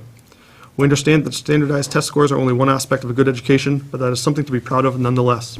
It does not go unnoticed by the board or the town. So please keep up the good work. It is appreciated. We hope that everyone is having a great start to the academic year. Gratefully, the Northwood School Board. Keith William, Chairman, Northwood School Board. I'd like to ask permission from the board to sign this letter and give it to Ms. Young to distribute to the staff as a message from the board. He moved it, I seconded it. Moved and seconded. Okay. Any discussion on this? I like to give it to the teachers, but can we put it maybe elsewhere too? Does it let the townspeople know? So, No, the Sun Cook? So you'll put it on the Facebook page? Yeah. Okay, yeah, we could do that, if you guys want to. Happy? All in favor? Aye. Opposed? No? Okay. I could give that to Ms. Young. There, I got signed one. Give this to you if you don't mind. Thank you. Sorry to interrupt. You can go on with your... No, that's all I have for my report, and now we can take you through the proposed budget and the default budget. I'll let Marjorie start off, and then I'll be happy to take you through the budget. So I included a new report this year. That's okay. I need the exercise. Thanks, Gary. So typically when you get the first draft of the budget, there tends to be a lot of changes that we see through December until we finalize it, because before we prepare the budget, we haven't received the do not exceed rates. We have until December break to receive staff changes in regards to track changes as well as retirements. They have until a certain date to give us that information so we can budget properly for it. Co-Brown rates, we typically don't receive those until the end of November, December. So we try to update it as best we can, but we try to give you what we see right now. And as those numbers change, we incorporate them back into the budget. So at the last meeting, you had gotten your first draft. I had indicated at that point that we had also received your updated do not exceed rates from from Health Trust. So I've now incorporated that in here, as well as any other changes that there are. So I created an Excel spreadsheet that told you which lines changed from the first budget to the draft that you now have in your packet, and why that had changed. I know the board also made some decisions at the last board meeting as to things that they would like to see in or out, so we have also taken those into account as well. So on page 33. Thank you, by the way, for giving us. Yeah. You're welcome. And I'll try to keep that up to date, so next month, or in 2 weeks, you'll see the budget of the second draft compared to the third draft that you will receive in your next packet, okay? So on page 33, I listed out your health insurance Reg Ed, that decreased. Your dental insurance regular ed increased. Copier services teachers room, we increased that by $1,000 because we signed a new lease in October. So that is to reflect the new increase for there. Special education coordinator, that is contracted through the SAU. We updated those health insurance rates. That is a decrease. Health insurance special ed, decrease. Dental insurance special ed, we reconciled the lines, and that reflects a decrease even though we got an increase. Special ed contracted services elementary, again, through contracted services through the SAU and updated rates that Scott is receiving. There's an increase there. Assemblies, I think that was something that Jocelyn had mentioned at the last board meeting about increasing that by 1,000. It occurred to me after the board meeting. Oh, okay. Just because we had gotten such great feedback about the Haven presentation, so we wanted to make sure we had money for that, plus additional assembly line money. Health insurance guidance, a decrease. Dental insurance guidance, an increase. Health insurance nurse, increase. Dental insurance nurse, decrease. Health insurance speech, decrease. Dental insurance speech, increase. Contracted speech services, again, that's the same thing. We reconciled that line with the salary as well as the health and dental rate, so there's a significant decrease there. Health insurance for the curriculum director, a decrease. Page 34, it continues. Dental insurance curriculum director, increase. Health insurance media, decrease. Dental insurance media, increase. Health insurance technology, decrease. Dental insurance technology, increase. School board expenses, that was something I believe we discussed at the last board meeting, and that is to include the NEASC dues. Health insurance for the principal's office, a decrease, with a dental insurance principal's office increase. Supplies and forms, $300. I did not have a justification for that one, Jocelyn. Sorry. That was to reflect the prior year actuals. I had just kept it status quo for this year and then Okay. realized that last year we had spent more than that and just wanted to be safe. Okay. Health insurance maintenance decrease, dental insurance maintenance increase. Building maintenance, that's a decrease of $8,600, and that is the reduction of the work to be done for front entry and the bubblegum stairway. That is what the board discussed at the last meeting.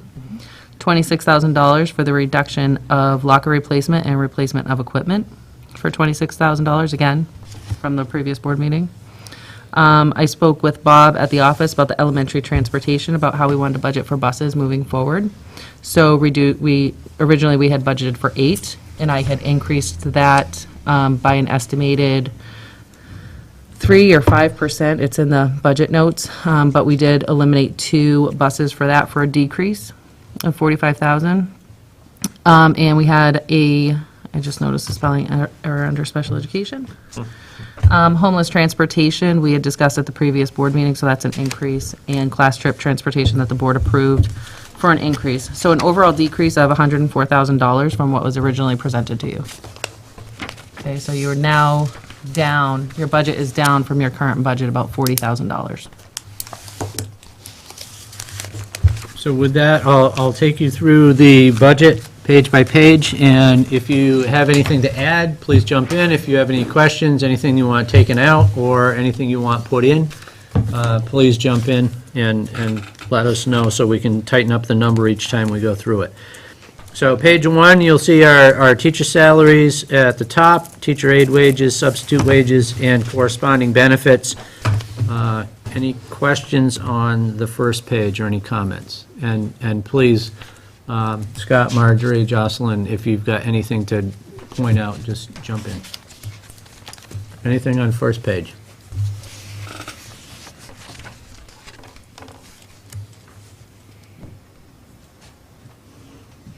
I'm going to ask you a question, but it has to do with special education. So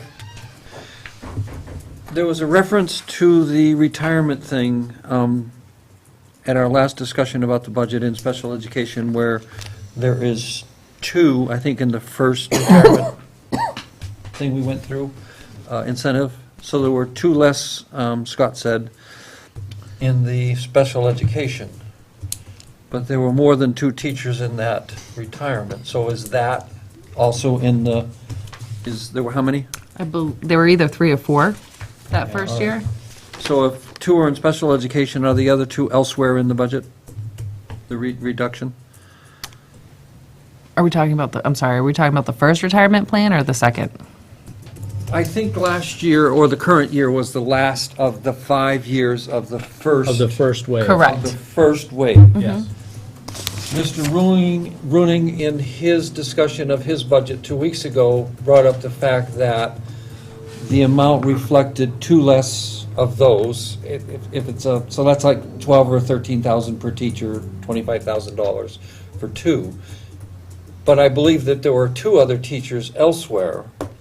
Are they in the budget somewhere? That 20% per year? Yes. The second wave. Regular, it was first between, wave. it was First between wave. regular ed and special ed. So those have now been taken out of the equation. The first wave. The first wave.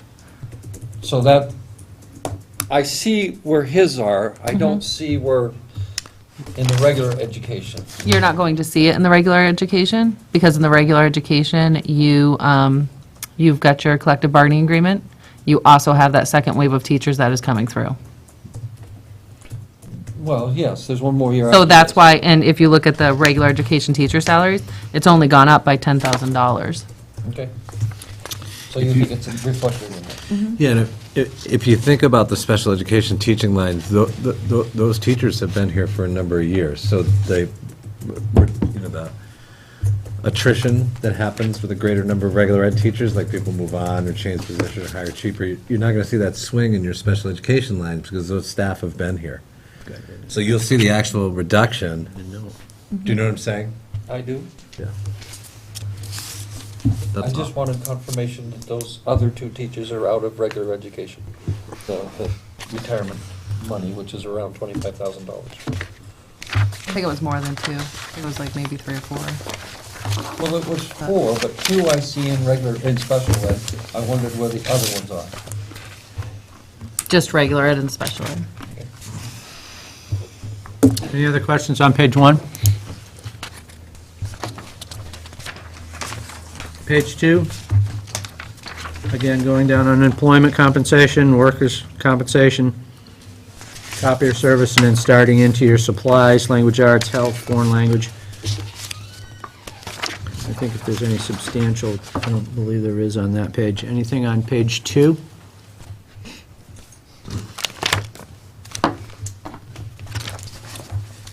Page 3 continues your supplies, math, science, social studies, music, et cetera, down through. Fairly static on that page as well. Classroom workbooks, obviously, there's a decrease there. Questions on page 3?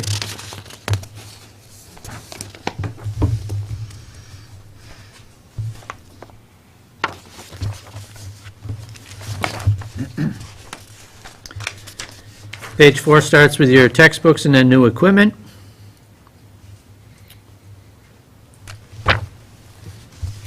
New furniture lines down slightly. Excuse me. Replacement of furniture, you can see that there's a $3,000 increase there. a number of things, dry erase boards, filing cabinets, chairs, tables. And then moving into your special education lines at the bottom of page 4. Anything on page 4?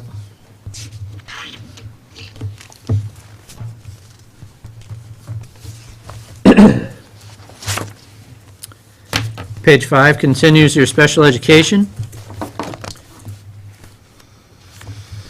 At the bottom of page 5, Special Ed Contracted Services Elementary, 01-1200-532-3061. We need to change the PT amount from 5,044 to 5,704, and then make that corresponding adjustment.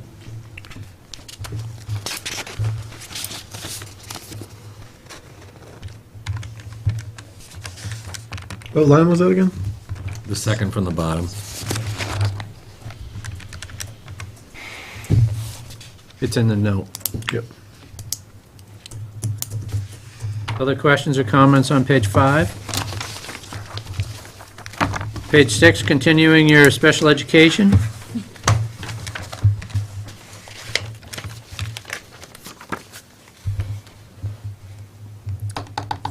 I have a question on the first line. So if the current budget is 161, and you add 5%, how do you come up with 172? Because I don't use the... 5%, why does it say 7% over to the right? Because you're looking at what the current budget is and not what the actual was. So if you go into an expense report, and I don't have that with me, but I can pull the last contract, and I think the number's like 166 off the top of my head. So your actual, I mean, your current budget and your actual is different.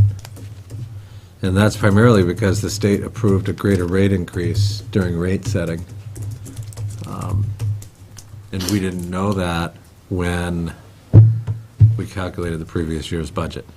So what I did was I took this year's actual and added 5% as we wait for rates to come in.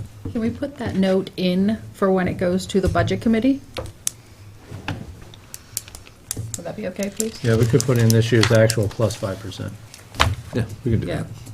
That would Okay, just help me. But that was a good know question. that. Yeah. I just need to know which note. Neck.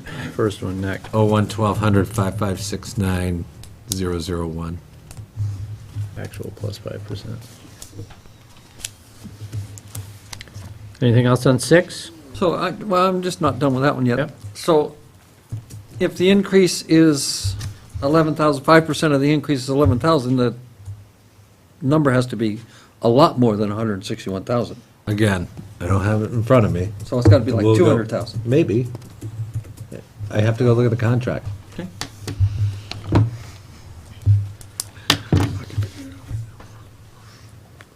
Can you bring that for us for next time, just so we know? It'll be, all the contracts and all the analysis and spreadsheets will all be in Next the time. folder. Okay. Thank you.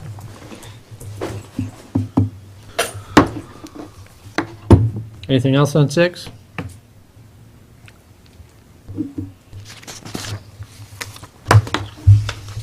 Page 7 moves into your co-curricular salaries. You can see the assemblies, there was a $1,000 increase. Bottom of the page, athletics, slight increase in supplies, $1,000. Other than that, not much movement. Questions on 7?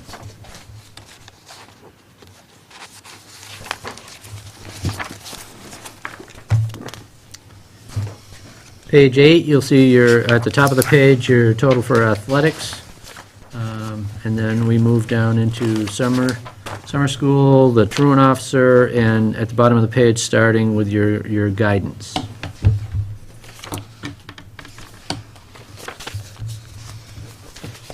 Truant officer ever gets healthy.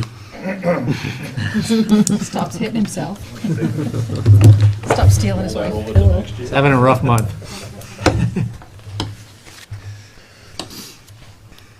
Questions on page 8?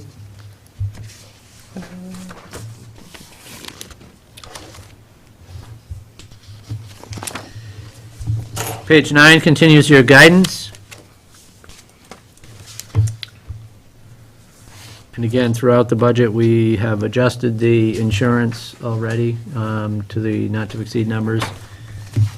Page 9 also goes into your nurse, health, professional development, those things for your nursing office. Right, sorry, to go back to page 8, the guidance salaries, the increase there is because of a personnel change. I'm assuming that's salaries, the first line of guidance, 8.28%. That would be in accordance with the new CBA, as well as if they had any track changes. Okay. So like more education, they may move to a different. Yeah. Yep. All of the salaries throughout have been adjusted to the new collective bargaining agreement, and like Marjorie said, if there's any track changes or anything like that, that would be adjusted in there as well. Okay. So I found out the actual for that, it would be 228,600 for the special ed. So, Tim, the actual would be 228,600. Yes, I understand. I can see that it's well over 200,000, so that would be why. But what's bothered me, and maybe I'm wrong, maybe I don't know what I'm doing, but if you took the current budget at the bottom and the proposed budget and the increase, decrease, and the percent change, it would seem to me that, so if you take the current budget 11.9 minus 11.8, it's 39 and then 33%. But if the percent up here is wrong, which it is, then how can that be right? That's all I'm asking. I like math. And the fact of the matter is if you take those numbers, those 4 lines, way back. What page you on? I don't know where we Yeah, are. what, are you in the Back to neck special contract, or are education. you in the neck tutor line? Neck. It was, what, 6? Sorry. 5569001. Page 6. Was it The very page top line. 6 or Well, 5? whatever. So, 161,001. 5% of that is approximately $8,500. But we've gone up $11,430. So if you just look at that line, it just jumps out at me that something is wrong. No, I explained what was wrong. Well, but then I say, okay, so if you go down to the bottom and you say that these 3 agree, and it's a 710% increase, but what you're projecting is a 5% 7.1. increase. I'm projecting a 5% off of this year's contract, not off of your current budget. So what is our this year's contract? That's what I'm looking at right now, and I was gonna go back to it as soon as I find Did it. it go to $228,000? 164,000. I don't even understand Thank where you, we're Keith, getting that's right. $228,000. 164,220 is what our likely current. I think spend you're is. correct, but if I can get Well, there. 7% of what? So there's a difference between what our current budget is and what our current actual is. And that's where that extra percentage is coming from. So it's probably 2% more than the 161. Right. And then they're adding the 5% on top. Right, because your rate setting, Or whatever it was. Right. Yeah. your rate set, so here's what used to happen. The state of New Hampshire had rate setting for your special education programs, right? Your out-of-district placements and other services. That used to be set at 3% a year. That was capped. The legislature changed that because a lot of your placements and services were literally going out of business because they couldn't maintain pace. They allowed a 5%. They didn't allow that 5% in time for me to budget for it for the previous year. So most likely, when I can get to this email after we switch to a different topic and come back to it, and I find it, you're gonna see that I budgeted at 3% because that was the rate setting before the legislature changed the rate setting to 5%. So you're 2% in the hole, right there, Currently. currently. Which is That's your gonna show up in your 7.1. financials, not in your budget, because I budgeted for 161,000, and the actual cost was about 164 when I get there in a minute. So if we can just go on to something else, I can pull the contract out of my mail, But and that I would be can your tell you what I 7.1. budgeted for. Right? Am I wrong? No. So I don't even know where $228,000 comes from. Just did some math. You do math like I do math. Stay away from it.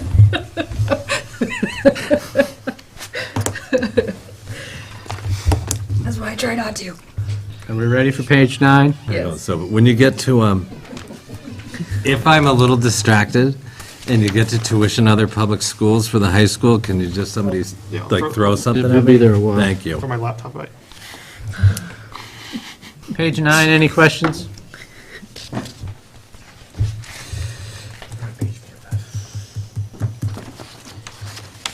Page 10 finishes off your health supplies, your nurse. Moves into contracted service for ESL, and then at the bottom of the page moves into your speech and curriculum development. Is the curriculum developed stipend, is that 5,000, the 5,000 that we said Yes. for the summer programs? Yeah, that's what we agreed to put in Okay. 2 years ago, I think. Okay. I just want to make sure that that was in there. That was last year, wasn't it? Just this last Was year? it last year or 2 years ago? I This- can't this- remember. this- The start of this contract. That's what we need to assure. Yeah, because there's nothing in there for 16. That's Yeah. true. That's, yeah. I have the answer. Are you ready? Are we going back to page 6? The adjusted contract that I was issued on 3/17 and signed off was 164,220. Was that the number you came up with? Then that solves the problem. So we're over budget on that line, Yeah, for this year, by a couple $1,000s, over 3. because of rate setting. So you're taking 5% off of that number. Number in there. I'm taking 5% off of 164. For the Right. budget. You betcha. Please. thank Which you. is 7% higher than the So that's budgeted number. 7% higher than the budgeted amount. What would you guys want to get? 164 what? 220. 220. Anything else on page 10? Page 11 finishes off your improvement of instruction, professional development, staff, you got your staff development coordinator and mentors in there as well. And then moving on to, at the bottom of that page, your curriculum director and corresponding benefits.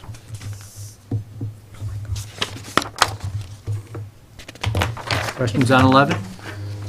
Sorry, can we go back to that, the curriculum development one? Can we just put the note, curriculum improvement, can we just put the note in there too, that that's, I just think across the front again. Put the note in there that that's for the summer, That's 105. summer stipends for summer. Curriculum development. Yeah. We can put some, Curriculum bottom of development. page 10. The more notes we have in there for the, Yeah. for the budget committee, just because we don't have that in there from Percy. I think going on, For summer, Summer curriculum development. I think for the last line here too, in curriculum improvement, I think the notes should kind of maybe break out the costs a bit more as well. I mean, that's a sizable jump, and I'm sure it'd be nice to have the justification for it in the note. I can do that. Because there will be questions, okay, for sure. Can do that. Page 12 goes into your instructional staff training, as well as you're moving into your media, your library.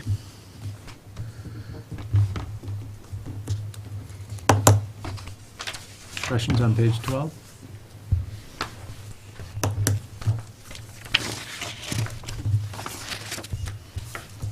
Thirteen continues your library, books, general supplies, etc. And then moving down into your technology director on the bottom of page 13.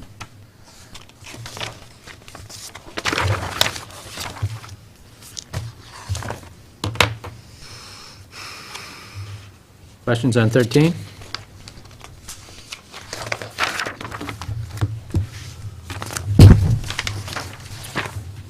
Page 14 continues your technology, internet services,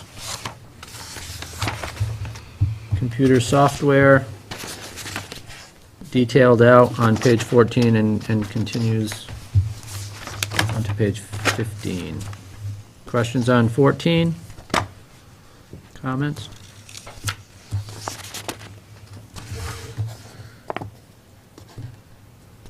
On page 15?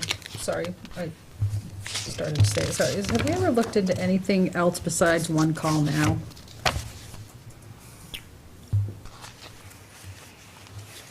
As far as, Not since I've been here. I don't believe so. What about 2-call? no, I just know that like, whatever they use at Go Brown just seems to be, We could ask Steve to do a little research on that and see there's if, still, like, every time you get the call, I don't know if it's just me, but every time you get the call from One Call Now, it's almost like it's repeating itself, and you get the end of the conversation, and then you hear Jocelyn or whoever's making the, it just doesn't seem like it's the greatest system, and maybe it's just Yeah, the it's almost like cheapest you get system. half call, and then you Yeah, get the full call. Yeah, so it's like one and a half half of call. one, yeah, it's like a half of one call. So I just Okay. didn't know if We there was could- anything else out there. let's ask Steve to look into that and see what we can do. So there's also problems like the first message this week I got that we aren't having school, and then the second one I never got. So I told my wife, you're having school. So she came to school. But you weren't having school. You probably And- got my message, because I So- didn't want to be on that. And I got one of them and not the other. So I No don't kids really in understand school the don't need to system, know. you know, why, and I don't remember what Ms. Young said. She put something out in her report earlier tonight, on One Call, and whatever it was, I didn't get that. So that's one of three that I did get, and I do like to get all of them. So I don't know what, No. I don't remember what Do the you bus said, but update. you put out on One Call, Oh, the Veterans Day? something like that. I don't remember what it was, but whatever it was, all I'm saying is I didn't get it. Yeah, I didn't get Are you getting any of them? That's two, I That was got an the email. first day when Got the first one. school was canceled. Okay. Absolutely, I still got that on my phone. But I did not get the second day. So like I say, I told my wife, I says, you got school, and she's having trouble with her phone, she had to go buy a new one. So she dropped it. So I says, you have school. And she says, are you sure? I says, yeah, you have school. We didn't have internet or telephone or anything other than cell phone. So she came up here to go to school. And, you Okay, know. we can so- check, have Steve check I, that you too. know, I mean, her phone is her fault, but I'm just saying, I got one, but not the next day, and the other one about the veterans, I didn't get that. And personally, I like to get them all, I like to know what's going on. So I'm just agreeing with Barbie that That was it's an not the email. greatest. The Veterans Day, Miss Young Well, just she said was an said email. something went out on alert now, I don't remember what it was, and it just, Okay. I'd have to go back through a report, but it doesn't matter, I'm getting some and not others, is what I'm saying. If you could just look into what CBA, Co-Brown uses, because they do email, text, and Yeah. voice. Yeah.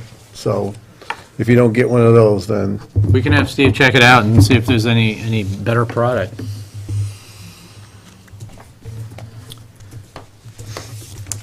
Page 15. I have a question on replacement of equipment line. The last 3 years, we've kept that amount pretty static, 30,000 to 35,000 or so. We're trying to avoid those big jumps in technology lines. 40% increase is pretty high.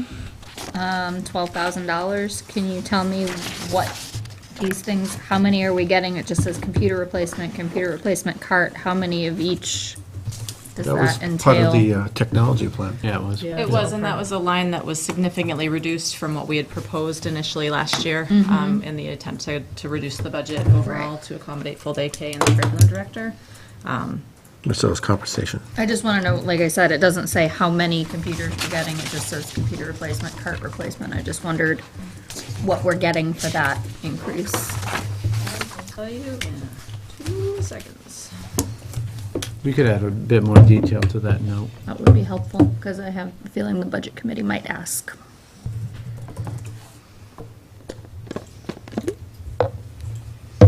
Tell them we're hiding computers in the budget.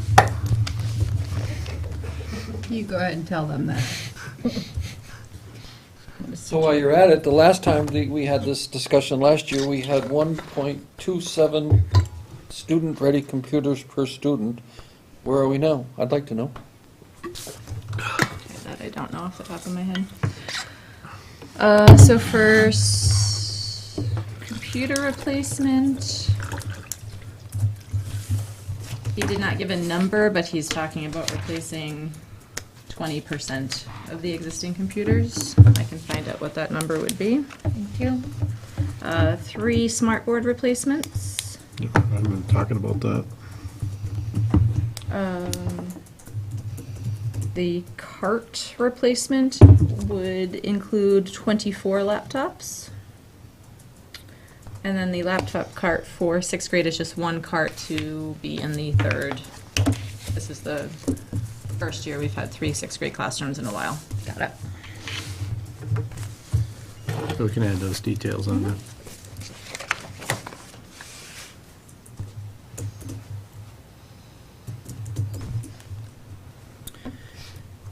Any other questions on technology?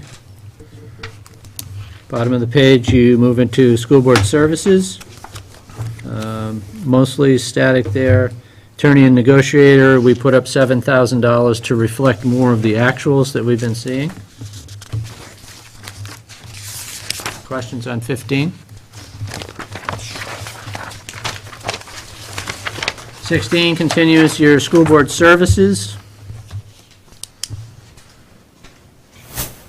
See a reduction of $10,200 in board expenses. That just is the NEASC dues and the visitation that was actually a warrant article last year, so obviously that comes out.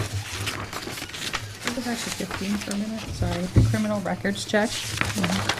We budgeted 15, but it looks like we've been spending 2 to 0.5. Which line are you on?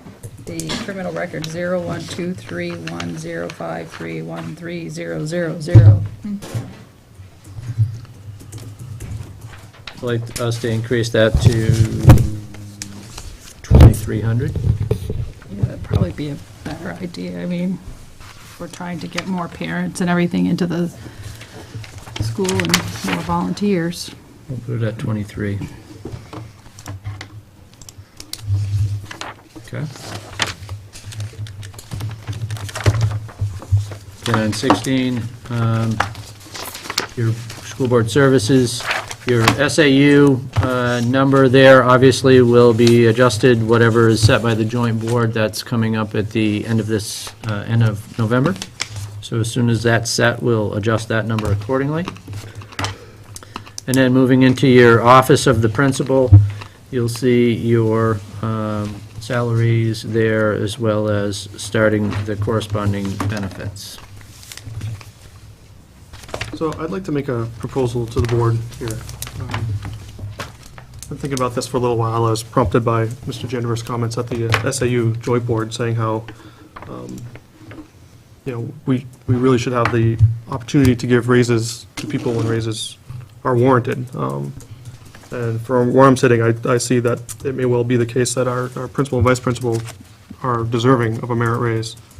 And I'd like to have maybe the opportunity, by budgeting for that, that when it's time to put together contracts for them, that we can look into those things. So I'd like to just put it out to the board and ask if that'd be something people would be interested in, and how much, and stuff like that. I mean, I know one of our board goals is consistency, and having, a qualified principal and vice principal staying around for more than 2 years would be a great thing. Their contract's coming up. I find, at least in my, like I said, from where I'm standing, I think their performance is great, so I'd be at least interested in looking at that. I don't know if you have any feedback for that or any suggestions. Yeah, I think that you're, in a 2-year span, I think you're seeing certainly the test scores and a lot of wonderful things happening with instructional practices in the building. I think that the consistency throughout the building is certainly wonderful. I think that Adrian and Jocelyn make a really good team at the administrative level. I don't think it can be lost that this change with the school day, it's been seamless, and that doesn't just happen. And, although all of our staff have certainly made adjustments to their personal life to adjust to their professional life, but I think that what our administrators have done is, I kind of look at it as, if you look at our other staff members, their hours have been this big and moved. Our administrative hours have been this big and moved. Because with 7:30 start time with drop-offs, obviously there's administrative responsibilities all the way to the end of the day at 5:30 in the afternoon and then into the evening. So I would agree. I think they're doing a great job, and, you know, if we could have a discussion about increasing that 3%, I would be all for it. To what kind of, 6%? 5%? I don't know. I guess that would be up to the board. Well, I what mean, we budget for is not necessarily what we're gonna do. That's correct. I mean, at the end of the year, there certainly, like usual, there would be evaluations done. Right. So it would just give us the, you know, the window here to have that kind of leeway to decide that come contract time. We always have that window. There's nothing stopping us at any time to give anybody that we can, other than the unions, a raise. And I wish it was available to some of the teachers and other union members. But there's, I mean, just take a look at any year.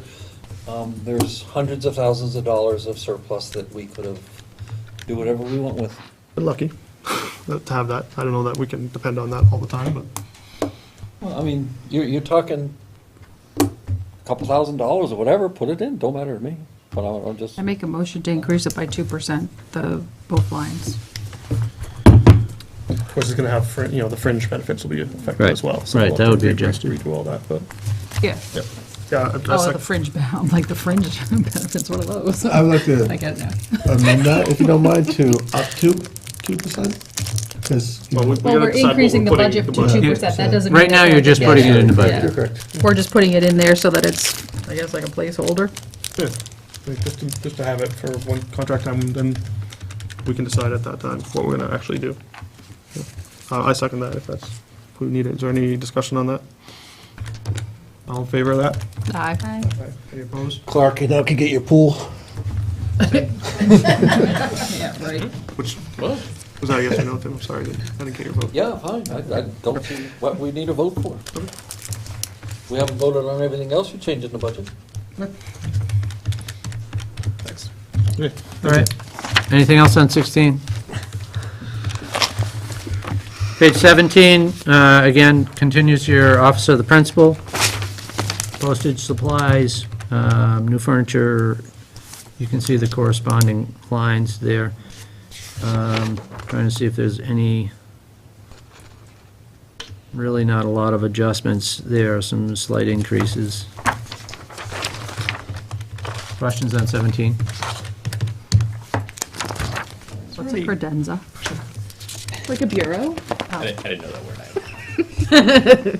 I was like, oh, look at him, he's got a credenza. Tom told me what it was. That's that thing with old stuff. Okay. But that's a big deal. Is there any way we can get the notes to stay on the same page as the line? Well, when you get done working on the budget, we can Yeah, adjust we'll do that. that. Okay. But every time you change a note or change, Right, it's it's going gonna to change miss it. So everything at the end, we'll try to do it so Yeah, cool. it's like that. 18 ends your Office of the Principal, starts in your Maintenance and Operations. You can see the corresponding benefits on there as well. Questions on 18? I would advocate, if you're considering an increase for us, that you also consider an increase for Mr. Tom. Because his hours have been significantly increased, more so than ours even. But we had that discussion before, and we invited you to think about that and come to us with what you think is fair. You could do that right now. I mean, not right now, but this year. And we did have that discussion, and I absolutely agree with you about Tom. You're welcome to come to us anytime you want, right now, and say, because of this and this and this, I think this and this and this, and I think we would probably entertain a motion. So it's available. Put it in the budget, it's available. think I just did that. Well, no, we would like something, I'll rephrase that. I would like something specific. So, Tom makes such and such. He has done an absolutely wonderful job, and I think that we should consider him to be making this, on paper, so exactly what you think is fair. We're just throwing darts right now, and I don't think that's fair to Tom or us.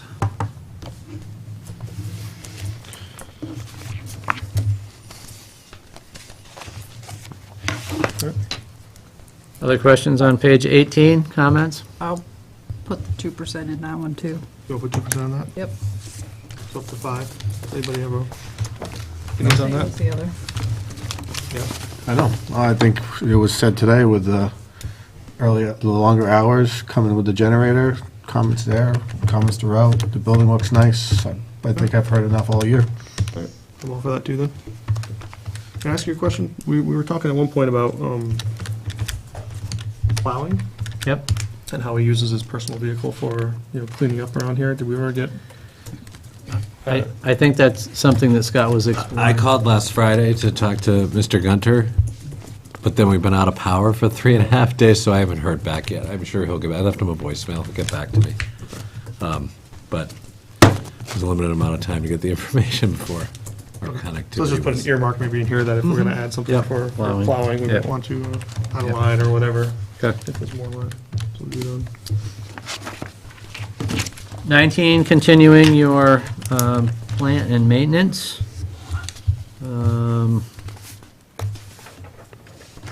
Building maintenance, you can see what we've put in there. We've got the notes on that. Insurance premium. Fuel oil, we had the bids come back, and there's a change in the additives that are going into the oil. So the fuel companies are not bidding out that portion yet. We're told that in the near future, perhaps in a few weeks or a month, they will start bidding out 12 months ahead, but as of right now, we didn't have any bids at all. So we've left the current figure, what was it, Marjorie, up 5%? Or is that the, no, we've got No, the it's just the current current. figure in there. We haven't changed that at all, and as soon as we get the bids in, then we will handle that accordingly. We did get a bid back on propane, and I'll bring that up when we get to that point. Any questions on 19?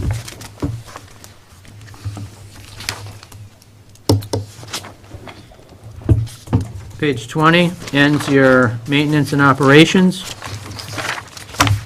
You can see the grounds maintenance there, as well as fire alarm, water testing, et cetera.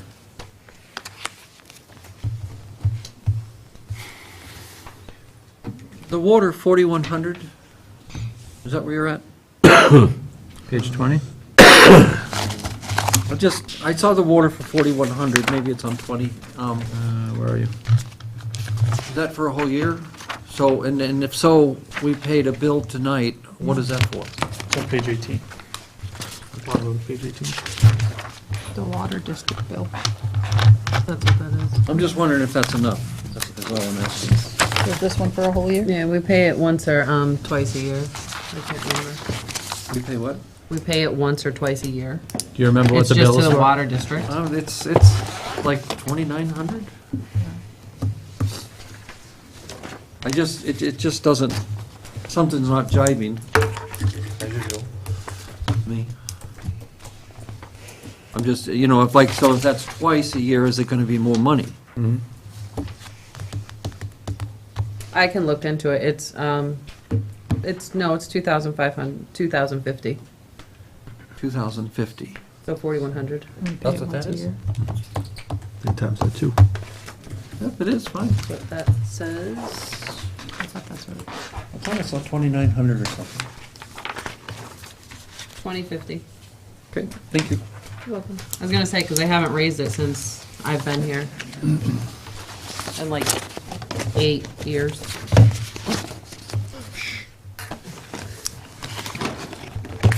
strike that from the minutes. Any other questions on 20?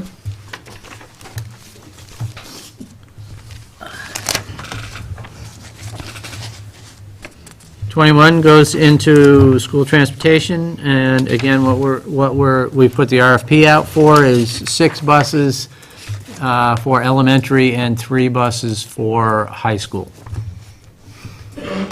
So again, as soon as we get those bids back and the board is comfortable with making a decision on that, then we'll adjust that accordingly.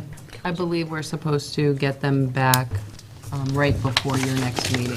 Yeah, we'll probably be So- hand delivering so them it won't- to the right, next it won't be in meeting. your packet, we'll be hand delivering it and having that discussion.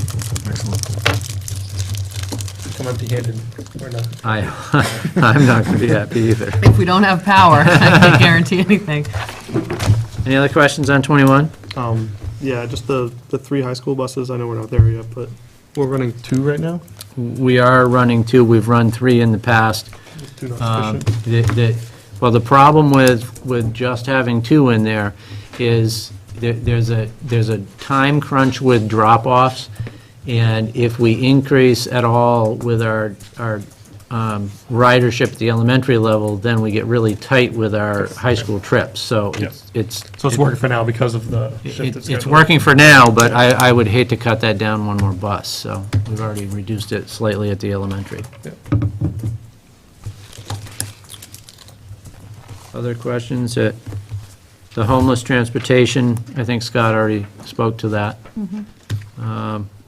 You may want to throw a note in there for the budget committees. I thought you said you were going to. Because we changed it.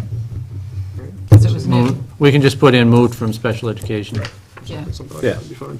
Just go. We can do that. Anything else on 21? Page 22 moves into your food service.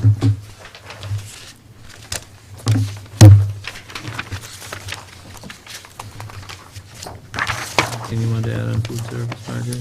That's where the propane comes in, the propane bid that we received. Yeah, there we are.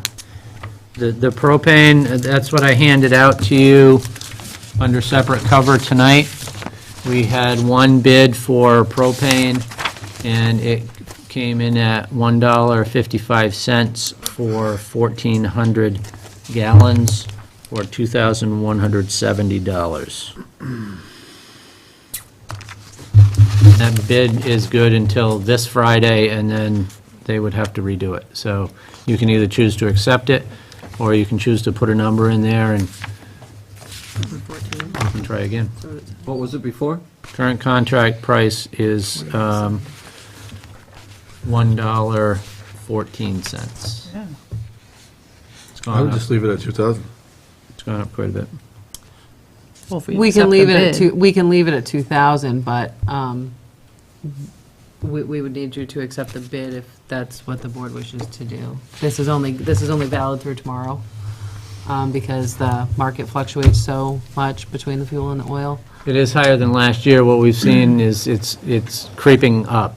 Whether it's going to continue to creep up, I have no idea. I wish I did. So you Big can... creep, though. What's that? That's a big creep. It is. It is. Is it going to stop? I don't know. So, like I said, you can either accept this bid, or we can leave a sum of money in there and try again later. I just can't promise that it's Gonna be better. going to be better. What would the board like to do? I'll move to accept the bid. Second. Discussion on that. All in favor? Any opposed? An abstention? Okay, so propane, let me just write that. Would the board like to leave that line at $2,000? Well, if you, If you accept the it'll bid. be 2170 now, because you accepted the bid. $2,170. But to put that 170 in there. Please, put that 170 in there. I'm not. I'll ask nicely. It's just like I'm waiting for the please, Barbie. Now, Anything Use else your on manners. 22? Nice work, Marjorie. Wait for the manners. The walk-in freezer repair and general repair, are those things we discussed maybe taking out of the capital improvement fund? I mean, are those not appropriate for that, or can we talk about it later? I can't remember if those were We one on had the asked, list. I had asked for some information because it is my recollection that we changed a lot of that, not the whole thing, but we changed the compressors and stuff. We were on an energy saving kick, and that was just a few years ago, and it doesn't seem like compressors and freezers should be out already, but maybe it never got done. I know that we talked about it. Yeah, you did ask for that. We'll get that Right, info. so I did talk with Tom, the compressors that were replaced were for the cooler, not for the freezer. So the freezer has not had that done in the near recent past. What's the difference between a cooler? More like a fridge than a freezer. Okay, sorry. One freezes, one cools. Well, yeah, I just didn't know. Temperature's the big difference. Really broke it down right there, Shane. Really broke it down. No, it was like one of those coolers you bring tailgating or something. Don't get that jargon going. You might not be the only person that doesn't know that. 23 has your total elementary cost. You can see it's down 5.48% at when this budget without any of the changes we did tonight. And 24 is your high school tuition.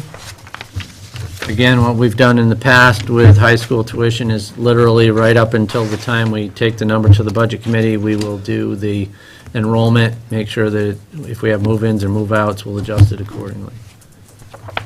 We're gonna contact those. On line 01-1100-5561-000, we can reduce that line to $1. And we can remove the note. Which one? Really? The top line. Sometimes people get adopted. Tuition other. Well, that's a good story. Yes. And then also, Mrs. Whitmore, I don't know if we did this in the note for tuition Co-Brown Academy should just have 2 alt-ed tuitions in there, 2 Co-Brown tuitions for alt-ed. Oh, it says 3. And so we just got to check that tomorrow to see if we made that reduction and just didn't change the note, because I think I brought it up last time. And I think we went off of that because that's what the enrollment report was showing at the time. but- Right, but. But for- 2 will cover. For alt-ed, we don't need to go off the enrollment report, I just need 30 grand a district to make it run, so it's 2 tuitions. Did you talk to the other districts about splitting that out into a separate line? I did not. It'd be nice to maybe just have that separate line if you can ask them if you see them. Maybe I remember I'll when I try. asked that last time, I'll you try. wanted to do it Right. across everybody if we were doing it. Yeah, I always like to do it, right. I'll try to remember that. Or just put a note in there that says that it's just 2 alt ed students to cover, It's 2. or 2 Co-Brown students to cover the alt ed program. Right. I just think it's weird to put it in the Co-Brown Academy tuition line when we're talking about alt-ed. If we need to pay whatever the, Well, $30,000 per it- school for, So those students are still placed at Co-Brown. Their services are provided at the alt-ed program, so One it's thing still, we have to be careful of is, because we only need 2 of those tuitions to cover the alt-ed program. However, if we've got 3 or 4 students that were in our alt-ed program that got placed back at Co-Brown, then we remove you that would be, tuition. you would be responsible for the full tuition to Co-Brown. Right. So, Right. you know. And it's not, with those kids, it's it's not a consistent process, meaning Might be they happening. could go for 6 weeks, they could go for 6 months. Sure. They could go for a year, they could go for 4. Right. But regardless of the alt-ed program needs $30,000-ish from our Roughly, and it district, always right? turns out to be less than that, when I break out the student hours and the Yeah. student days, but I'd say we just budget that as a line. $30,000 for the alt-ed program. we can do that. And then, But it's the consistency. I mean, we may not use it, we may I not also spend it, right? concern, you know what, I would have to have a long conversation with Marjorie, because I don't want it to appear on reports like we're providing a separate Service? program. No, the service is fine, but Program. Well, that's because why I think as long as it says in there that it's I'd have the to like two think. all deads, I'd or the I'd two. really have to think about, we'd have to talk about that. Yeah, I think we'd have to budget for the number of, our total enrollment to Co-Brown, and then if some of those students were to come out of Co-Brown into the alt-ed program, then a portion of that tuition would be utilized for the alt-ed program. Right, that's all I'm saying, is some, But if you- 30,000 or whatever But from if the you- Co-Brown tuition. But if you Well, budget the for those complication students in there is- alt-ed and they go to Co-Brown, then you're going to be short. Yeah, right, and your lines are gonna be, We're One's gonna not, be because I'm over. not saying this, the total's gonna change at all. I'm just saying it's gonna take that one line, split it into two, one being 30,000 less than what the line is now, and the other one saying 30,000. right, but what I'm trying to explain is, let's say you start with 2 kids, right? And you got a separate line, right? And then all of a sudden, you've got kids, so here's the evolution of the alt-ed program, is it used to just take kids who weren't, that were struggling at Co-Brown, right? But we've started picking up dropouts in town and GEDs in town, so you're not really budgeting, it's covered under that $30,000.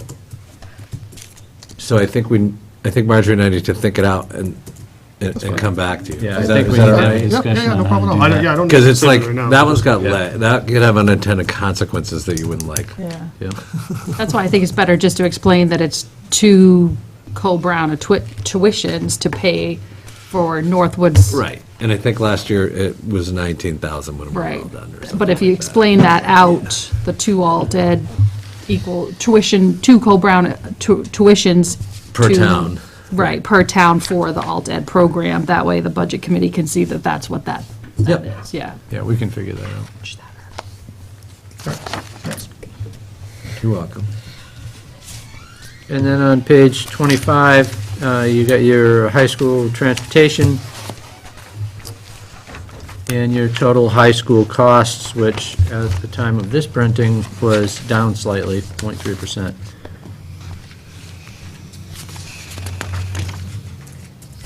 We still don't know what the increase is going to be. We haven't heard Not that. yet, no. So is the homeless transportation based on the expected?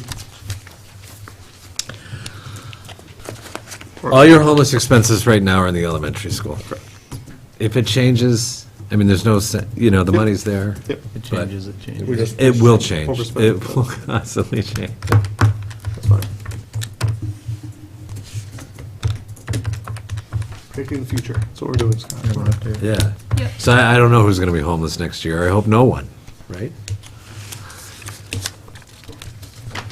I'll have to reconcile the salary lines and everything that you made tonight. But right now, it looks like you decreased an additional $5,146 with all the changes that were made, mostly due to that Tuition. other public tuition. What was it, 18,000? 12. Well, which will bring your 11,999. proposed budget to $11,874,263. 11874,263. Hampshire. Guess what, Mike? Oh, okay, I am sorry, I did not calculate that yet. No, sure, I'm just kidding. I'm sure we can- It's close enough to. Okay, my calculation didn't work. Are we planning on talking about the capital reserve funds tonight, or are we gonna, I know they're on the later part, but are we talking about those tonight? It's on the agenda. Okay. As part of the discussion for now or for later? Later. Okay, because they're part of the proposed budget, so that's why I didn't know if it was. If you want to do them now, we can. But we have it on, Yeah, we got the warrant we article. have it coming up right next, right after the default budget. They're coming Yeah. up, so. All right. Everybody happy with the proposed budget for the moment? So it'd be 0.38%. Decrease. Yes.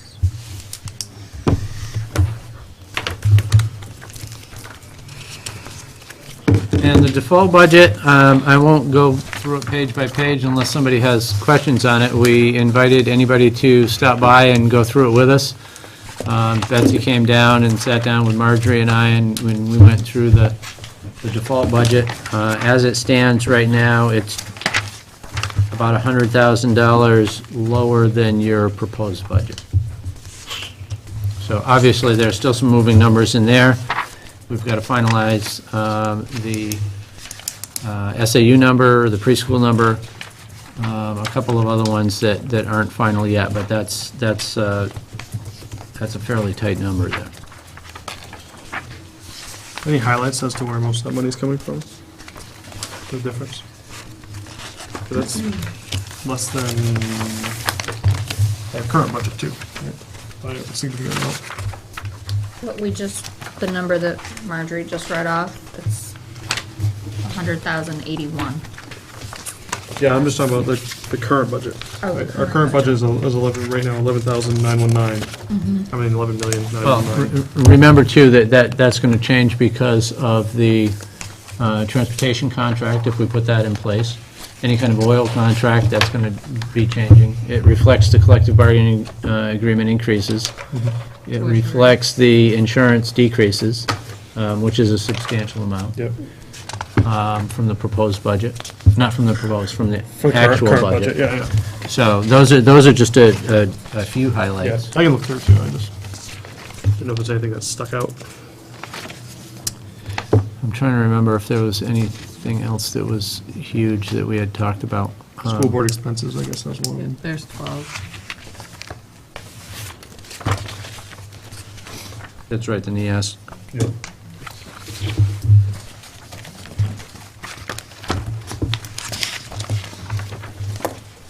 But please take some time and go down through the default budget and really compare it. And when we go down through it,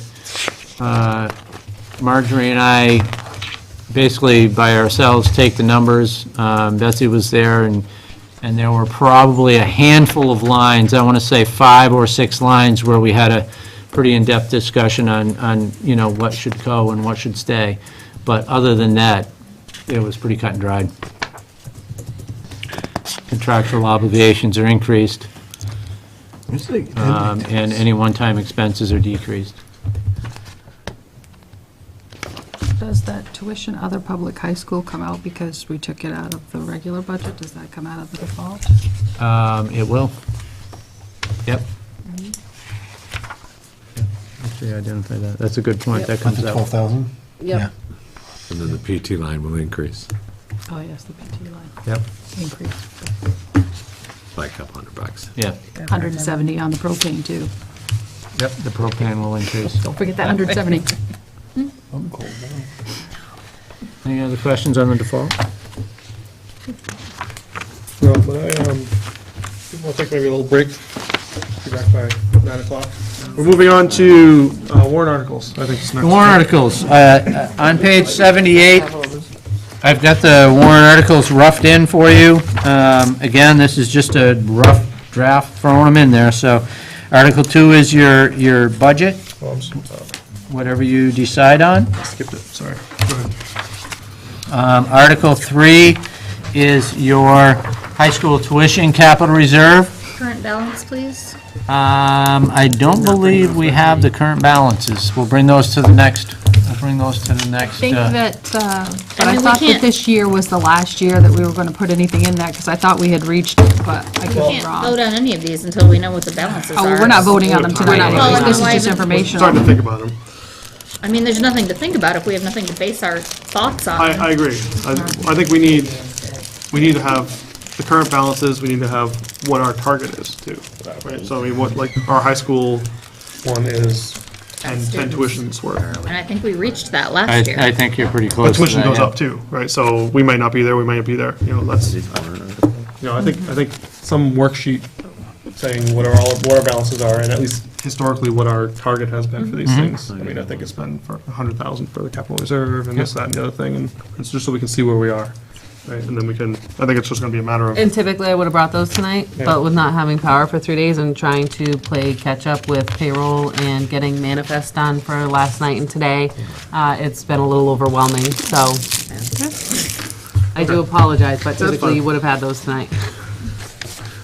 so I mean, after we do that, though, it should just be a matter of subtraction. You know, and we'll figure out, unless it's some big number, then we want to break it up, but. Are there any other warrant articles that you want roughed in as drafts? Right. That's a very good question. Are there any other ones that we want? I'm in favor of deleting. What's that? I'm in favor of deleting, not adding. There is something I want to at least look into. The one article, these are just last year's, these aren't the proposed ones for this year, right? Yep. Okay, 'cause, yeah, we need two board members. Will be- They're last year's. Yeah, in Article 1. What I would like to see in Article 2, and I'm sure There's two there. members of the Budget Committee or other people will yell at me, but we do the tax impact of this article passes is blank per $1,000. As this is something that, if it fails, the default budget goes into place, I'd like to see something there, the tax impact if this article fails is blank per $1,000. Right, because. Does that make sense to you, Marjorie? budget. What it would be for under the default I budget? understand what you're saying, that's something we're gonna have to run by the I DRA. figured that. Yeah. Because the way it's worded now, right, it may end up being, whatever, $2 per $1,000 if it passes. But then it'll be, $1.98 per $1,000 if it fails, because the default budget's gonna be right in the same area, right? And, I think it makes it much more clear as to what actually is going on here, right? And then, because if you look at this one, well, $2 per $1,000, that doesn't make, it seems like a lot, right? Right. And, yeah, it is a lot, but maybe because we're losing so much income from the state or whatever, that it's gonna be an increase either way, or a decrease either way, who knows? Right. But I'd like to see that, and if the DRA needs us to make a motion on it or something like that, let me know, I'd be happy to put that forward. And that's a good point too, Keith, so even though both budgets are down, Right. that doesn't technically mean that the tax rate's going to go down because we're waiting for the figures from the state to figure out what our estimates are for next year. So if our revenue decreases from the state, it may not do it Right. any justice, Right. so.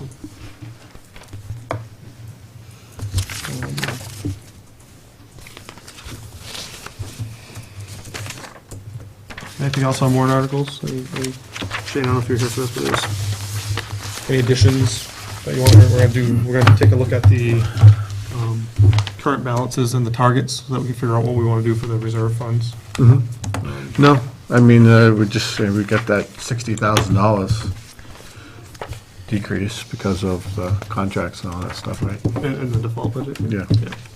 Oh, starting a reserve fund from the surplus for, I don't even know how many years or whatever, to get a new sign for out front. Electric signs. Are you serious? You Yes, I'm don't? serious. I don't like Co-Browns, I like all the lights. Well, it doesn't have to be a light one though, or, it could okay. be something that works.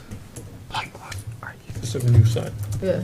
So, I mean, just something, even if we just put $5,000 from the surplus in it to start, with the thought of, 4 or 5 years, because I think you guys put for the CIP plan, something like $120,000 for a new sign. It's not 120,000.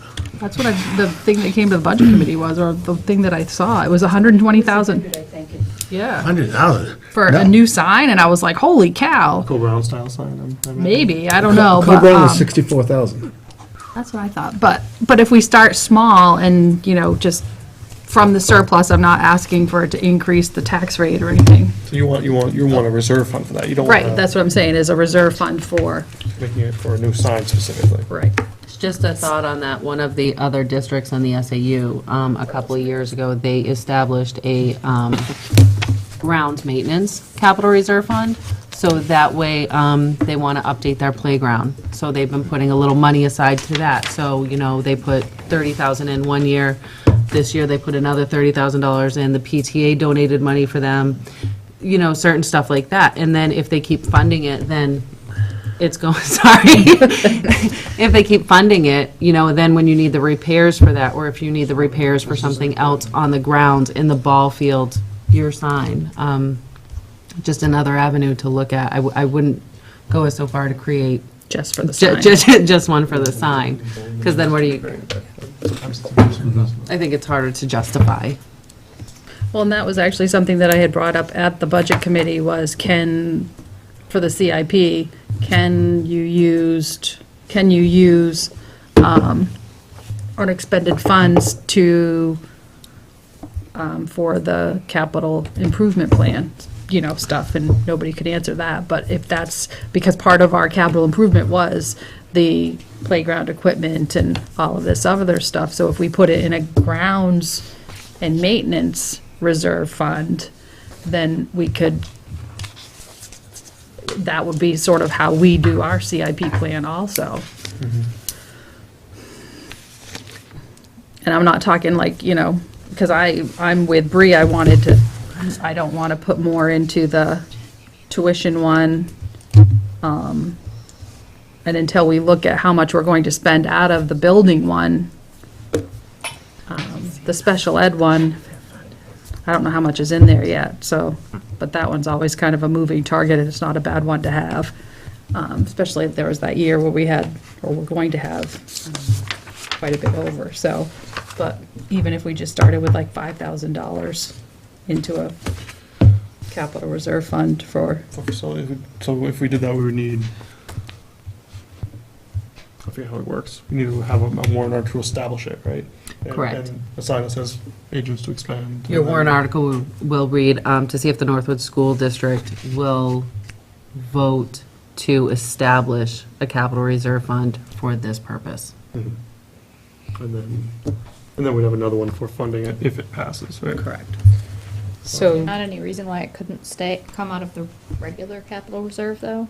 I don't know why. I think that's building, though. Building. It's just Right. building. Oh, I see. Building maintenance. So this one would be for grounds and maintenance, which, And I'm trying to get more clarification on that building capital reserve fund. I do have something here with me tonight, but I don't think it's what I'm looking for. So I need to go back and ask them some more questions on that. Maybe because I skipped it by mistake, it was next on the agenda, now to the warrant articles instead. So we'll come back to that. Okay. I'm like, because I can jump in right now if you want me to. Now we'll go back to it. Okay. It'll come up next. So do you want to create that? That'd be Article 6 and Article 7? Well, it could be Article 3, because these might not even be here. but Right, yeah. right, but I'm just talking about roughing them in. I would like to, if the board is agreeable to that, 6 and 7. I can go either way. I mean, we could rough them in for now, we can decide later. Yep. too. Okay. And on the amounts, too. You all right with that? Okay. All right, so Do that. let's try to be specific with what it's going to be used for, so it's not questions like we're going to have with the building capital fund. All right, anything else on warrant articles? All right, let's backtrack to the capital, building improvement capital reserve fund discussion. Okay, so I had to forward this email to Bob because I couldn't print it out. And I received it tonight. So I emailed the trustees of the trust funds to see if we could get any clarification on what the building capital reserve fund was for. But what I'm looking at right now, and I didn't receive it until 7 o'clock, that says the Northwood School District Benefit Fund. And it says there is hereby established a charitable trust entitled the Northwood School District Benefit Fund to be administered and expended under the following terms and conditions. 1, the income and principal may be expended at the discretion of the Northwood School Board for the benefit of the Northwood School District. 2, additional contributions may be accepted by the trust. 3, this trust is irrevocable. And it was signed by the Northwood School Board on December 20th, 1999. This, to me, says benefit fund. It doesn't say anything about a building capital reserve fund. So that's where my confusion now lies. And I don't know when the building capital reserve fund was established. This may be something I don't know if the town can help me out with. I may have to go back to prior annual reports. And I can email the trustees and ask them, but from my email that I received from him, he said that was the only information that they could find. So they don't have information that we have a building capital improvement? I don't know. I fund? don't know if there was just some miscommunication. I'm not sure. So I will reach out again with him.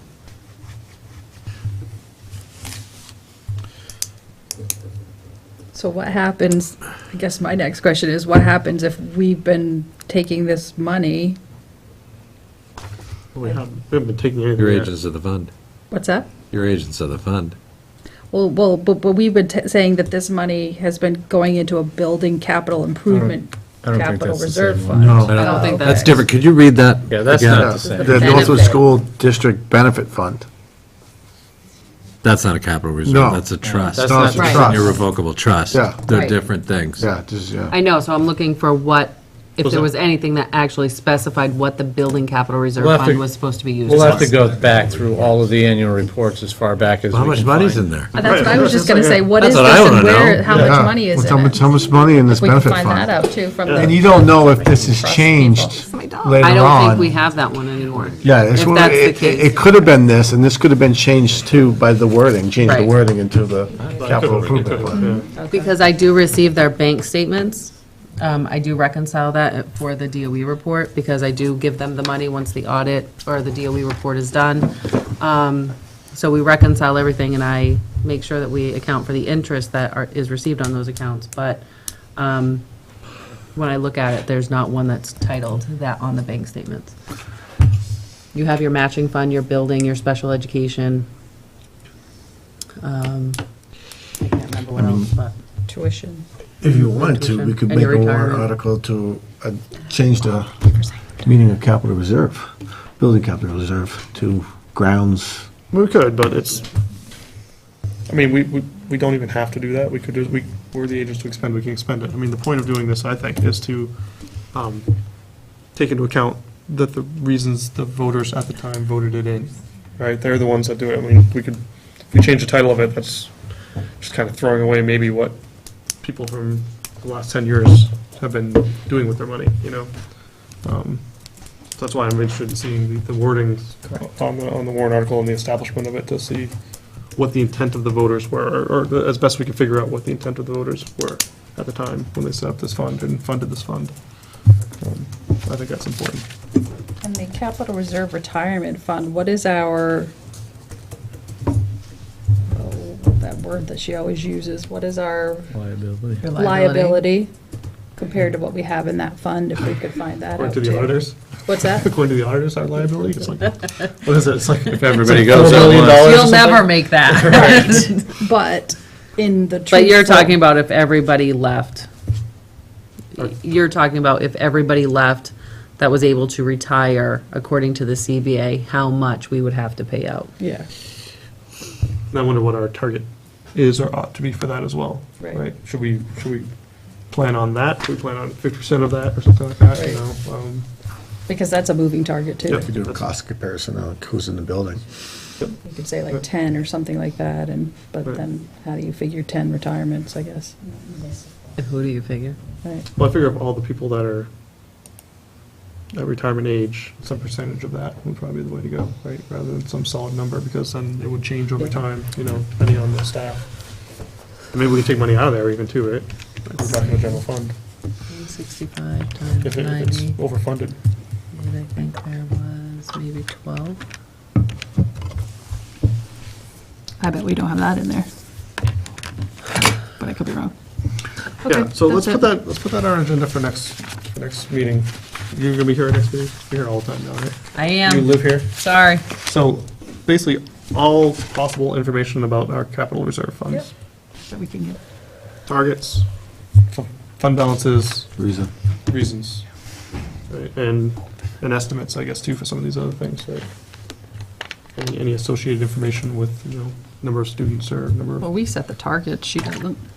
well, but they historically have had targets. Yeah, What you've kind of pretty- video you've about already talked input, about How much you that. should have in building reserves, how many you should you've have, how talked much about you that. should Like we have. did, we last can year. change the targets for sure, yeah, but I mean, historically, we've, you know, tried to get $100,000 in the capital reserve fund and 10 co-brown students for the tuition fund and so on and so forth. All right, so that'll be on our agenda for next meeting. Tired? No. Committee reports. We did meet, the strategic planning committee met again. I think we meet every off week now, forever, maybe. I don't think it's ever gonna end. 5 years from now, maybe. If I recall, the only thing we really managed to accomplish was looking at one of our strategic issues and kind of drilling down on how we would find different ways to approach it. And try to set up a date for when to have our public input, right, session. I think was it November 30th? Is the, I believe that's what we said. Yes. is the time we're looking for right now, which is, I think, a Thursday. And brainstorming on how to get it out to as many people as possible, right? Because we want to get a lot of public input on here. Basically, what we've set out is our strategic issues, and now we've got to get from what the issue is to how would we solve it, you know, for each of these 8 issues we have. And so we're going to be asking the public, we're going to be asking everybody, staff, surveys. I don't know if we do surveys for this. I think it's more of an in-person thing. So we'll probably have some sort of group meeting and see if we can come up with some ideas as to how to solve these strategic issues. Yeah, that's that. So I think we have our next meeting is next Thursday. Any other committee meetings in the meantime since our last meeting? Policy committee met today, but I already mentioned it, so you're all set there. Policies were good. Bus retro? We have not met yet. Yeah, we're gonna do that. Yep. Plan to meet sometime? Yeah, we were supposed to do it prior to the meeting on last meeting. We put out that email, but then I had another meeting to go to, so, We'll reschedule that and yeah. move it on next one. Just available on Thursday. Unless you want to, I get home around 6:30, Could do most something like that. nights. All right, clubs, athletics, nothing with that, No, right? nothing. We're all set with clubs. Yep. Calendar, Well, there's still money to be spent, so okay. so they could come back, but Okay.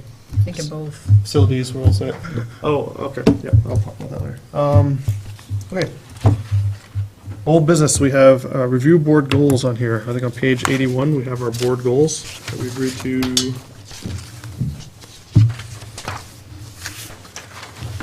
At the beginning of the year, I believe. I don't remember exactly when we agreed to these. And it's in our calendar to review them, so let's take a minute maybe and see what we think. I know strategic planning is probably not going to be done by March, is it? I don't remember when the end date is. Yeah, we planned it off the date that he gave us. Right. Was March. Maybe a little later, but I think we're doing okay there. Strategic draft, yeah, a lot of these are strategic plan stuff. I mean, we're making progress at least, but we just may not be hitting these dates. Yeah, so I think overall in part 1, I mean, we've done some and we're in progress, and I think we're, marching right along. Yep. On time. Maybe a little off by a month or so. Curriculum development seems to go pretty well. We have complete guaranteed viable curriculum for math and ELA by June 2018. Get mark number 1 and 2 done. Yeah. Report card committees are in progress. Mm-hmm. Good. Yep. In planning and development of science and social studies. I don't think we've heard about social studies curriculum yet, right? So it's just that I'm working right now on, again, with the 7th and 8th grade teacher, Dana Kelly, Yep. to begin developing some of those documents for 7th grade. Yep. With the report card being developed, I anticipate more refinement in that area, but it's going to be very difficult to develop both the science and the social studies at the same time. But I will do the best I can. Well, prioritize by all means. I mean, this is the goals we set apart, and it doesn't mean we're going to hit all of these goals. It was the beginning of the year. We're trying to figure out where we should go. So I mean, this is. Science would be my priority over social studies, but the goal overall is to create strong units for both content areas that specifically tie informational text and literacy to those content areas. Thanks. Pursue grant opportunities. Have we done any of this stuff? Yeah, number 1 is done. Okay. We've got that already. Number 2 is just a matter of time, kind of carving out the time for everybody to have those conversations. I brought it to the admin council team, and we've had some discussions about this. And review and adjust the entitlement grants. I know that Fred Wolf has worked with your building administration monthly, if not weekly, on maximizing their grants and utilizing them well, so that's certainly in progress. Did you mention in your report that we just got a grant? The REAP funding was delayed. Normally, we would find out about REAP in the summer, and we didn't find out about it until October, so. It's not a new grant, though. Yeah. No, those are the entitlement grants, and that's a lot of your entitlement grants are in flux. I mean, there's a lot of changes going on, so Fred and the administration are all over that. All right, regularly publish a school board newsletter. Our action plan was to create a school board subcommittee, discuss monthly content at the second board meeting, and produce a monthly newsletter by the first of each month. We failed. I don't think we've done any of that. So Yeah, I agreed that we haven't, but our meetings are discussed in many different ways, either through the forum, Facebook pages, Northwood Community Chat. You know, I mean, it's getting out there what we're talking about every meeting. Facebook Live was today, and she just left a little while ago. So, I mean, we have been getting good summaries in the forum. yeah, well, yeah, That's for stuff sure. is getting out there, just that we're not doing it ourselves. I don't go on Facebook a lot anymore since the whole debacle with the school You're on buses. Facebook and I'm it's done. live. I think so we did talk about making our own newsletter, and I think Yeah. it's still important to do. Something that we need to do, but It's something I think we should do, Yeah. and we are still connecting with the community, but we're just not doing it ourselves. right. So let's, Well, we're a part of that live thing, so. so I think at the very least, then, we should put this on The to-do list? the to-do list, the circuit, the Okay. parking lot items, and so that we can see it every week, and it'll stay on our minds, because okay? Yeah. I guess. Support the accreditation process. She asked if I that. think we are doing this. Yeah, that's in progress. That's Facebook Live. I think we're a little bit behind what we had originally anticipated, but it's certainly in progress. Any comments on our goals? We're actually doing better than I thought we were. Yeah. I like that it keeps us on track and keeps us focused.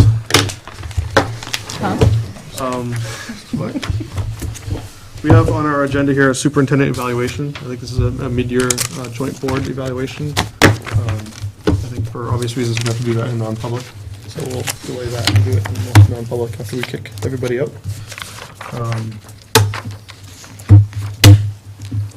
And we need to prepare that for the joint board meeting on the 15th. Reconsider retirement requests. You had asked to reconsider that, so if you have a motion to make, now's the time. Motion to reconsider the requests of Lee Cronin and, Louise King. thank you, Louise King. I couldn't think of her first name. I was going to just say Miss King. Second? Second that. Any discussion on this? I just, I know that I'd been contacted, but we'd never connected, and, I'd just been thinking about it more and more, and I thought to myself, if I wanted to retire, or if I had put in for retirement and then I didn't want to retire, I'd want my company to keep me. So, I feel like even though I don't feel like it was, that is what the CBA's intent was, I would want my company to keep me, so I'd like to revote. I missed this vote, Yeah. so Yes, you did. yeah. Okay, so maybe we should, all right, so, Well, the motion really is to reconsider. Yeah. So you've got to vote on whether you're going to reconsider or not, and then you can take another motion. all right, so let's vote on that, unless there's anything else we want to talk about with reconsidering? No? All right, so all in favor of reconsidering that motion? Aye. Okay, so we will reconsider that. So now we can make a motion. A motion to. Now, before you make a motion. Okay. We do have the issue of the $1,000 retirement buyout right? So I just want that to be included in your motion as to what is gonna happen with that. Right, so the deal was that the teacher announces to us that they're going to retire in 3 years, right? For the next 3 years, they get extra $1,000 as a stipend. What's the right word? As a stipend for going forward. And as part of the deal, it's so they don't retire without letting us know, you know? So these teachers did that for the past 2 years. They've received that stipend, and now going to their third year next year will be their third year. Yeah. This is your, This this year. year's This your year's third already. year. So have they received the stipend for this year? I believe they either get it as part of their salary now, or they get it at the end of the year. We'll have I to don't check it. remember. Each school district is different, and I apologize, I do not have that on me. What the school board has done in the past is when a teacher has done that and has decided to stay on, that $1,000 is then revoked after the third year. So they basically just get their salary after that, as well as their longevity. After the third year, so they get all 3 years. After the third year, so at that point, they've received their $3,000 stipend, and it just goes back to their salary and their longevity. So in that extension year, They don't Or get they another wouldn't get that. They don't get $1,000. it at all. Okay. And on their They get the contracts, 1,000 for 3 years, and then the extension year gets nothing. and on their contracts currently, it actually breaks that information out. It says, this is what you're being paid on your correct track and step. This is what you're getting paid for your retirement, for giving us your notice, and it says $1,000, and this is what you're getting for longevity. So now next year, if they're issued a contract and they do come back, that $1,000 will be gone. And we won't budget for it for future years. But that should be part of the motion. I was gonna say, that If should you're be gonna part make of a your motion, motion then if you're that's making a part. motion. Right, that's why I would. I'm just letting you know what the history has Yeah. been. Right. Thank you, I appreciate When that. that has happened. So the motion would be to To extend, allow them to continue for one more year. Well, I don't know if I want to say 1 more year, or, you know, allow them Well, to, according to the thing, it was just, it said 1 year for the request. And I don't didn't think see it- multiple years. I just said, I think it just said that they wanted to not retire, if I remember right. They just wanted to not retire. I don't know. I don't remember off the top of my head, but I think it was just that they wanted to not retire this year. And have the ability to be offered a contract. So I don't know about multiple. Well, let's just make it just an extension of 1 year, and then we could revisit it later. Seems kind of callous. Well, I don't know. unless you want to postpone it again and wait for that paper to come back out. Yeah, I mean, my motion would just be to accept the non-retirement yeah, of that's probably the safest thing to do. the 2 Those- teachers. 3 years' worth of retirement bonuses have already been paid out, so. Right, and so, but they, and. So when with- they were to retire, whether that's 1 year or longer, they would not get Anything any else. additional. Right, that's done. But you'd have to That- make that part of your motion, I Yes. would Yeah, that's assume. what I'm saying, yeah. So, to accept the non-retirement of, I don't even know how to word it. Just do the retirement extension. Okay, a retirement extension for Louise King and for Lee Cronin, with the understanding that no more of the retirement stipend will be paid After this year. after this year. They have received their 3,000 and that's it. Is that good? I'll second that, that's fine. That's good Okay. enough for me at least.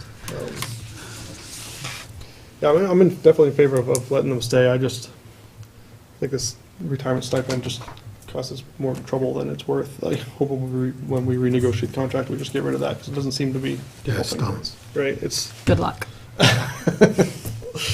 be a couple years. Like, otherwise, what's the point? I mean, they're, So, yeah, I mean, I don't understand the point of that stipend anyway. yeah. If you're trying to encourage teachers to take that buyout. No, I don't think it's an encouragement to take for $1,000 or $3,000. I don't think that's an added encouragement. I think what it does do is it gives the board some advance notice, so you can plan accordingly. And it is a little bit of a, I mean, $3,000, but it is a little bit of a thank you at the end of service. But I don't think it's. Or near the end of service. Yeah. Let's try But I something. don't think it's a incentive to retire. I wouldn't look at it that And way. it slightly increases the Yearly pensions, Retirement. because it adds to the 3 highest years, generally. Anyway, any other discussion on this? All in favor? Aye. Opposed? None? Motion carries 4-0. That's gonna have to be adjusted in the budget. Yes? For next year? It's already in the budget. When I budget for next year, I basically take those teachers' salaries. Take and existing staff. I take their existing staff. It already has been adjusted to take that $1,000 out. Oh, it has. Because we've already paid it. And whoever would be coming in to be replacing them would not be receiving that. So I've already taken that out. All right, onto our parking lot, we have the tractor and CIP. We're gonna get a quote for that. So, our goals we reviewed, we can remove this. And as a reminder, we're looking for competency presentation in January, but that got moved. No, that didn't get moved, did it? No, that's Scott. That's right, thank you. We're still, Right. you okay with that still? Where it is, yeah. Be fine. Just check it out. This is what we do. We Take check an it out. hour presentation, like at 10 at night. Right at the very end. And we've added to it our board Board newsletter Yep. as a date of, continuous. Right, or something. Ongoing, right. Actually, do it.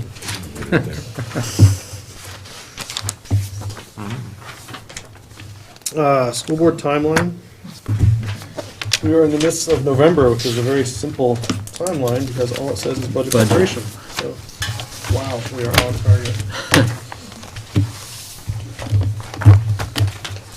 Future agenda items. I was contacted by Mr., I forgot his last name. Strobel. The chair of the planning board, who wants to come and have a talk with us about the CIP plan that they've approved. So I'd like to schedule him in the beginning of the meeting, maybe right after public comment, at our next meeting. Other than that, we have our bus routes to look at. We have our capital reserve fund analysis. Is there anything else? We will go through the budget, I suppose, again. Yep, you'll get the budget back, you'll get the default back, because we gotta tidy up a couple of numbers there, and the warrant articles. A busing update. And the the new warrant articles, okay. Well, all of them, I suppose. Anything else? Anyone can do for what we would need to do for next week, next meeting, sorry, next week. Not a Okay. busing update.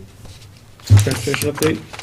Hopefully we'll have one by Monday, but Hopefully we'll that get an way, email update. right, but Yeah, you're right. if, just in case, we should have it on there. I'll put that under superintendent's report. Okay. anyway, so Okay.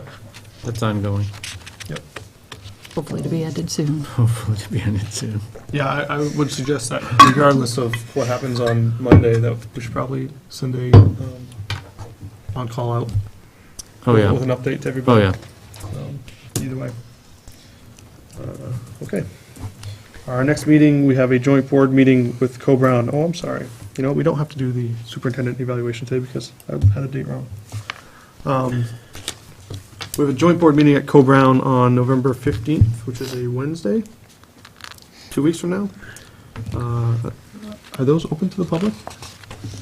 The joint board meeting with Co-Brown? Oh, yeah. They are? Yep. And that's at Co-Brown. Yes, it is. The next day, we have our regular board meeting, and then a joint board meeting on November 27th at the SAU office. And that would be, the 27th would be the superintendent evaluation. Yes, the superintendent evaluation, I think, is on the agenda, will be on the agenda for the SAU. So we have one more meeting before that. We do that have one more. So we can push the superintendent evaluation. We could do that, if you guys really want to. Can someone email out the actual evaluation itself? It was part of the packet It was as part a of the PDF, but Yep. it wasn't a separate document. No, Can you email out the document It's on, itself? it's on the SAU website. Is it? You could go in and, Under joint I board think it's a policy. policies. Right, it's under a policy. you can select the pages though, Is it through print. you know, CBI, just I print those think? pages. Okay. CI, say it again? CBI, policy number CBI. CBI. Thank you. That's probably, is that the joint board, that's the SAU policy, not the Northwood policy, right? Right, to joint board policy. And where can I find, didn't we come up with these? We didn't come up with these. We can ask Sue, I'm not sure. I I thought we did, that either. and I was looking for them. Well, what I was thinking of doing for this, was, It would be What? a non-public minute. all the open comments, I mean, we're gonna take all that and give that to the executive committee and just raw, right? Yeah. So I think what we need to do is just come up with the numbers Yeah. in that grid, Which I have mine. and then, I do too, but we can wait and do it next week, if you wanna take a look at them. And so I figured that's what we would do here in one of these meetings, is just get together, put all those numbers in there, come up with, Average. what we want them to be. And then, and bring those to the SAU meeting, so. Can we add that? So you guys don't wanna do that? Ellen, Karen? No one wants to do that tonight, it's too late. We add that to our agenda for next meeting, please. For non-public. Yep. Yeah, it would be the non-public. Unless you Yeah. wanted us to have it in public. If you'd like to, that's fine. I was gonna say, is this kind of a moot point with Bob planning to retire Nah, I next don't year? think so. No, it's not, no, not at all. Gotta have at least one. Yeah, he needs to know where he stands for his next job. Okay, is there any closing public comment?